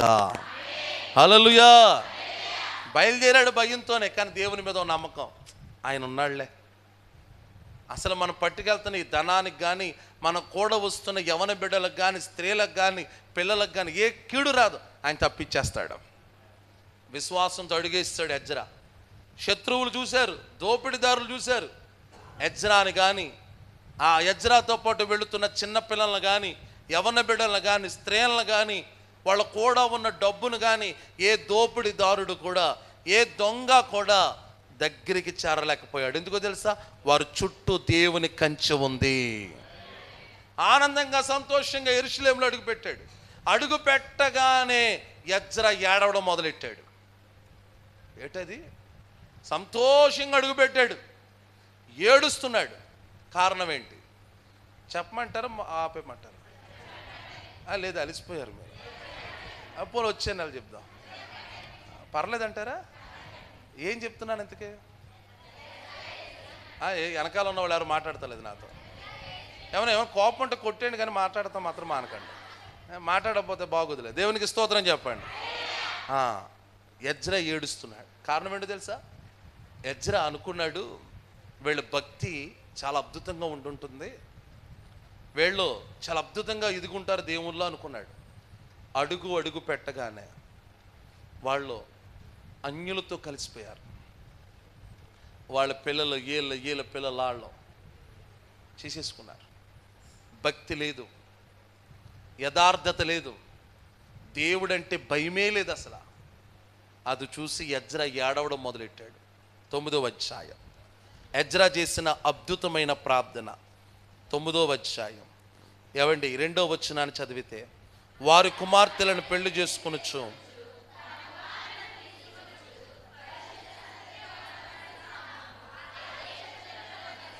ఎలా ఉండాలంట?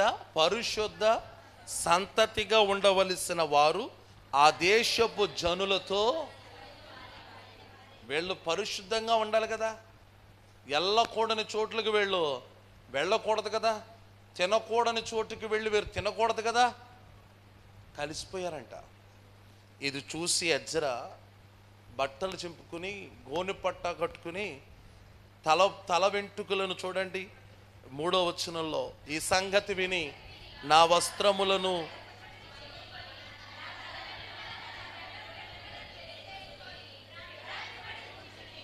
9వ వచనంలో, నా దేవా నా దేవా నా ముఖము నీ వైపు ఎత్తుకొనుటకు సిగ్గుపడుతున్నాను, మా దోషములను మా తలలకు పైగా హెచ్చి ఉన్నవి, మా అపరాధము ఆకాశము అంతా అని ప్రార్థన చేయడం మొదలెట్టాడు.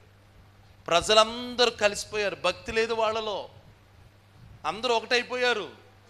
ఏడుస్తూ ఏడుస్తూ ప్రార్థన చేస్తూ 15వ వచనంలో ఇలా అంటాడు, యెహోవా ఇశ్రాయేలుల దేవా, నీవే నీతిమంతుడవై ఉన్నావు, అందువలన నేటి దినమున ఉన్నట్లుగా అయ్యా మేము ఇన్ని తప్పులు చేసినా మేము బతుకున్నామంటే అది నీ కృప అంటున్నాడు ఆయన.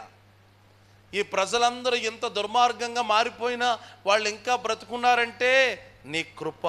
మేము నీ సన్నిధిలో అపరాధులము కనుక నీ సన్నిధిలో నిలుచుటకు అర్హులము.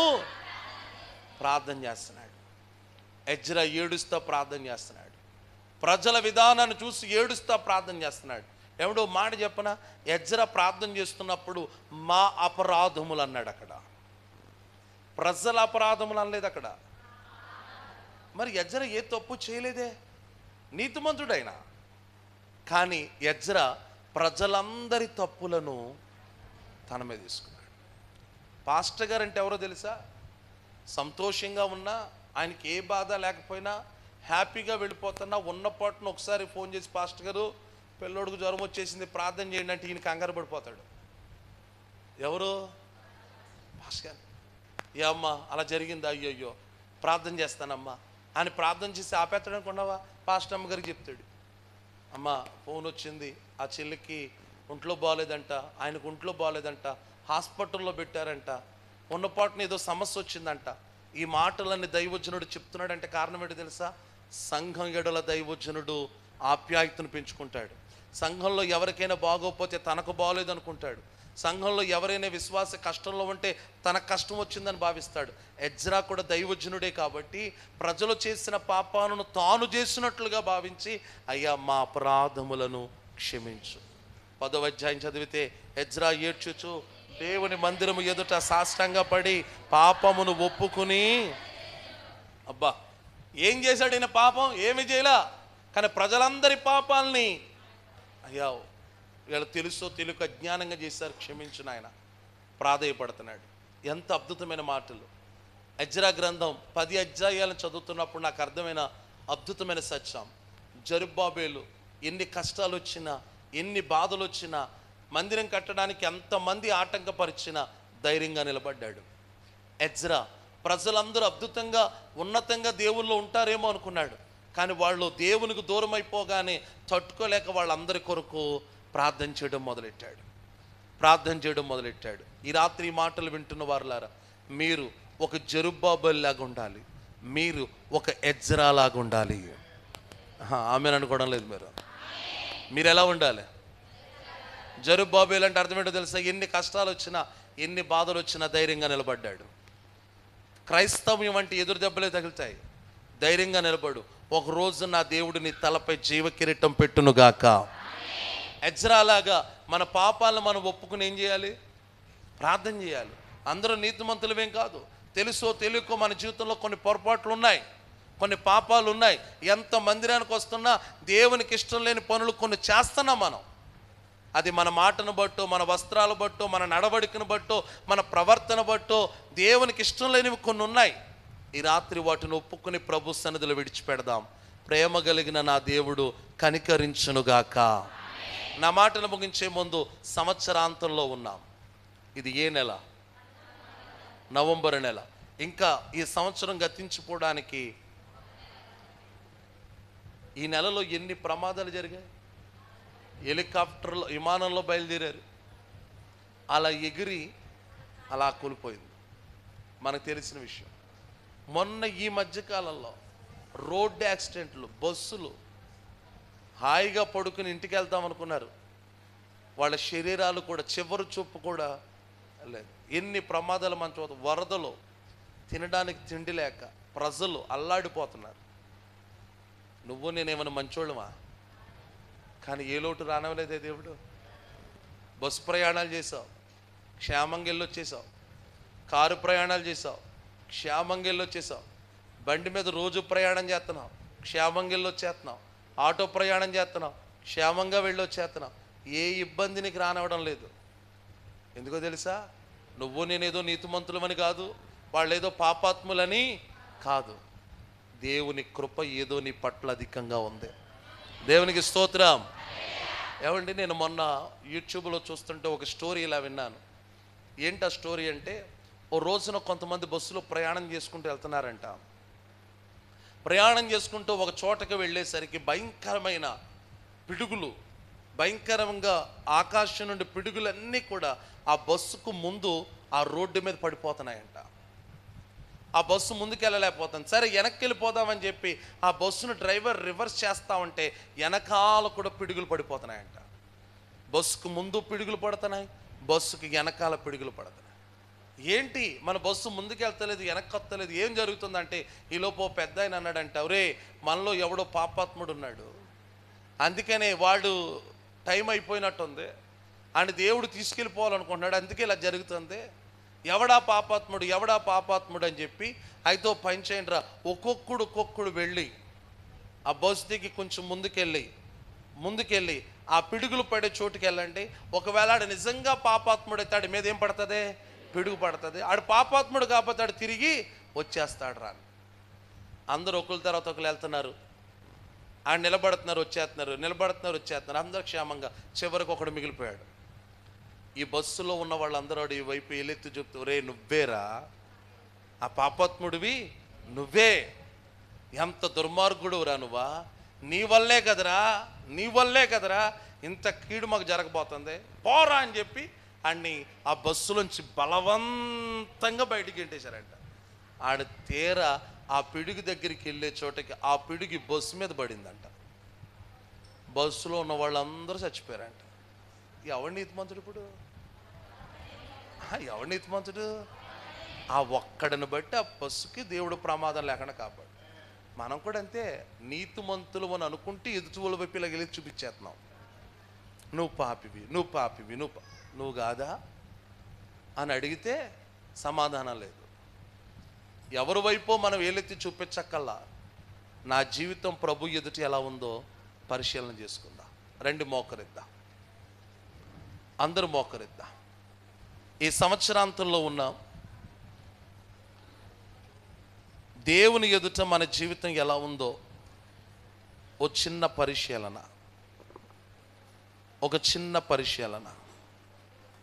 ఒకవేళ దేవుని ఎదుట మన జీవితం సరిగ్గా లేకపోతే దేవుడే మనలను క్షమించాలని ఒక చిన్న ప్రార్థన.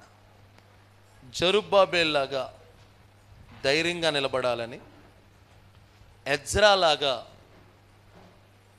మేము నీ సన్నిధిలో ఉండడానికి అర్హులము కాదు అంటున్నాడు ఆయన. అర్హులము కాదు అంటున్నాడు. నిజమే, కొన్నిసార్లు మన జీవితాల్లో మనం చేసే తప్పిదాలు దేవుని సన్నిధిలో మనం ఉండడానికి అర్హత కలిగిన వారం కాదు. కానీ నా దేవుని మహాకృప, అర్హత లేకపోయినా ఆయన సన్నిధిలో ఉండే కృప దేవుడు మనకిచ్చాడు. ప్రభు సన్నిధిలో మోకరించి, ఒకవేళ మన జీవితాల్లో తెలిసి తెలియని పాపాలు కానీ దేవునికి అయిష్టకరమైనవి ఏమైనా మనలో ఉంటే, నా దేవుడు వాటన్నిటిని మనలో నుండి తీసివేయాలని ఓ చిన్న ప్రార్థన చేసుకుందామా? నేను పాపిని కాదు అని, నీతిమంతురాలని అనుకోవద్దు. దేవుని మందిరానికి పరిశీయుడు వచ్చాడు, సుంకరి వచ్చాడు. పరిశీయుడైతే నీతిమంతుడుగా దేవుని ఎదుట కనబడాలని ప్రయత్నం చేస్తున్నాడు.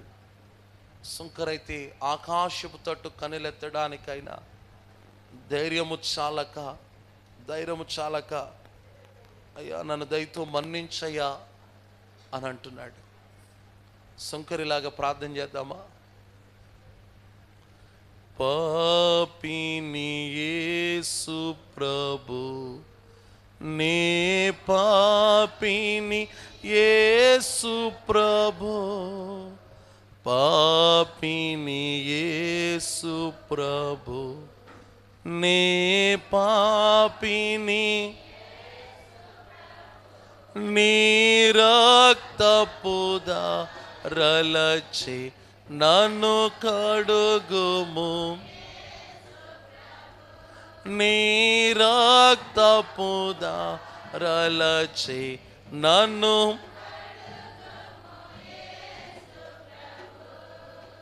పాపము మోసితివే, నా శాపము బాపితివే, పాపము నా శాపము, నీ మహిమకు నీకు స్తోత్రము, నీ మహిమకు పిలచితి, నీకు స్తోత్రము. చిందిన రక్తమున, నా రక్తమున నే పొందితి స్వస్థతను, చిందిన నే పొందితి, రానుంటిని నీ దరికి మన్నించుము, రానుంటిని నీ దరికి మన్నించుము, మట్టిని యేసు ప్రభు కనుగుంటిని, ఆమేన్, మట్టిని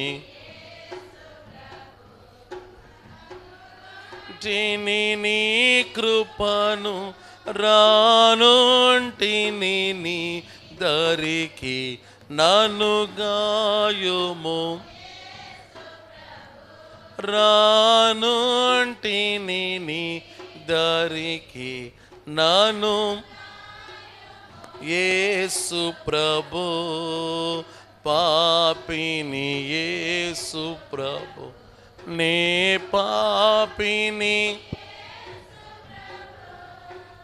పాపిని యేసు, నే పాపిని,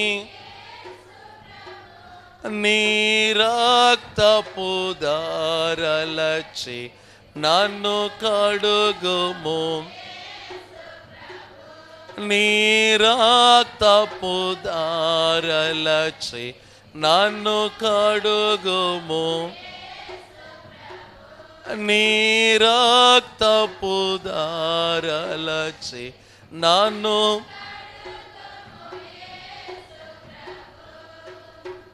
చిన్న ప్రార్థన ఎవరికి వారు చేసుకోండి.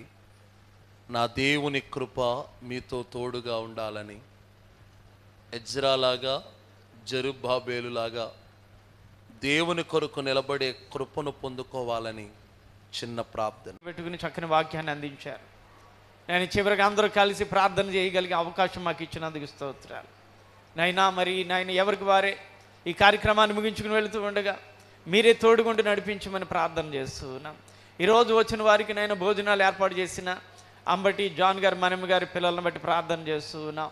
ఆయన మరొక్కసారి నాయన వారి ముగ్గురు కుమారులు వారి కుటుంబాలను జ్ఞాపకం చేసుకునండి, వారు చేయుచున్న పనులను జ్ఞాపకం చేసుకునండి. నీ దీవెన ఆశీర్వాదాలతో వారిని నింపండి ప్రభువా. మంచి ఆరోగ్యాలు దయచేయండి, చక్కని జ్ఞానమును దయచేయండి, మరింతగా విశ్వాసంలో వాళ్ళు బలపరచండి తండ్రి. స్తోత్రాలు. సోమేష్ వారి కుటుంబాన్ని, బబ్లు వారి కుటుంబాన్ని, మహేష్ వారి కుటుంబాలను ఆయన పేరు వచ్చిన దీవెనలతో నింపిన ఆయన నీ నా మహిమార్థమే బలపరిచి నడిపించండి. ఆటో వాళ్ళని బట్టి మరొకసారి ప్రార్థన చేస్తున్నాను. వారి కుటుంబాలు దీవించండి, వారి వాహనాలు దీవించండి, తగిన కిరాయిలు కలుగజేయండి.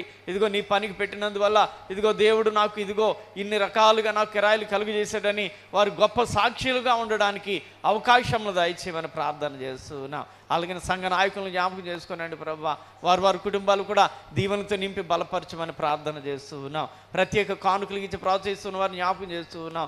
వారి కుటుంబాలు దీవించండి. రహస్యమైన కానుకలు ఇచ్చిన వారిని కూడా జ్ఞాపకం చేసుకుని వారి కుటుంబాలు కూడా దీవెనలతో నింపి నడిపించండి ప్రభువా. నీ చిత్తమైతే మేము నాయన మరొక నెలవారీ మీటింగ్ నాయన నిడమరలో ఏర్పాటు చేయబడుతూ ఉండగా ఆ మీటింగ్ నాయన తగినట్లుగా అందరూ కూడా సిద్ధపాటు కలిగి ఉండినట్లుగా సహాయం దయచేయమని అడుగుతూ ఈ సమయంలో కార్యక్రమాంతటిని కూడా మేము ముగించుకుని వెళుతూ ఉండగా తోడుగా ఉండమని మా రక్షకుడు ప్రభువైన యేసు దయగలిగిన నామములో ప్రార్థించి వేడుకొంచున్నాము పరమ తండ్రి, ఆమేన్. పరలోకమందున్న మా తండ్రి,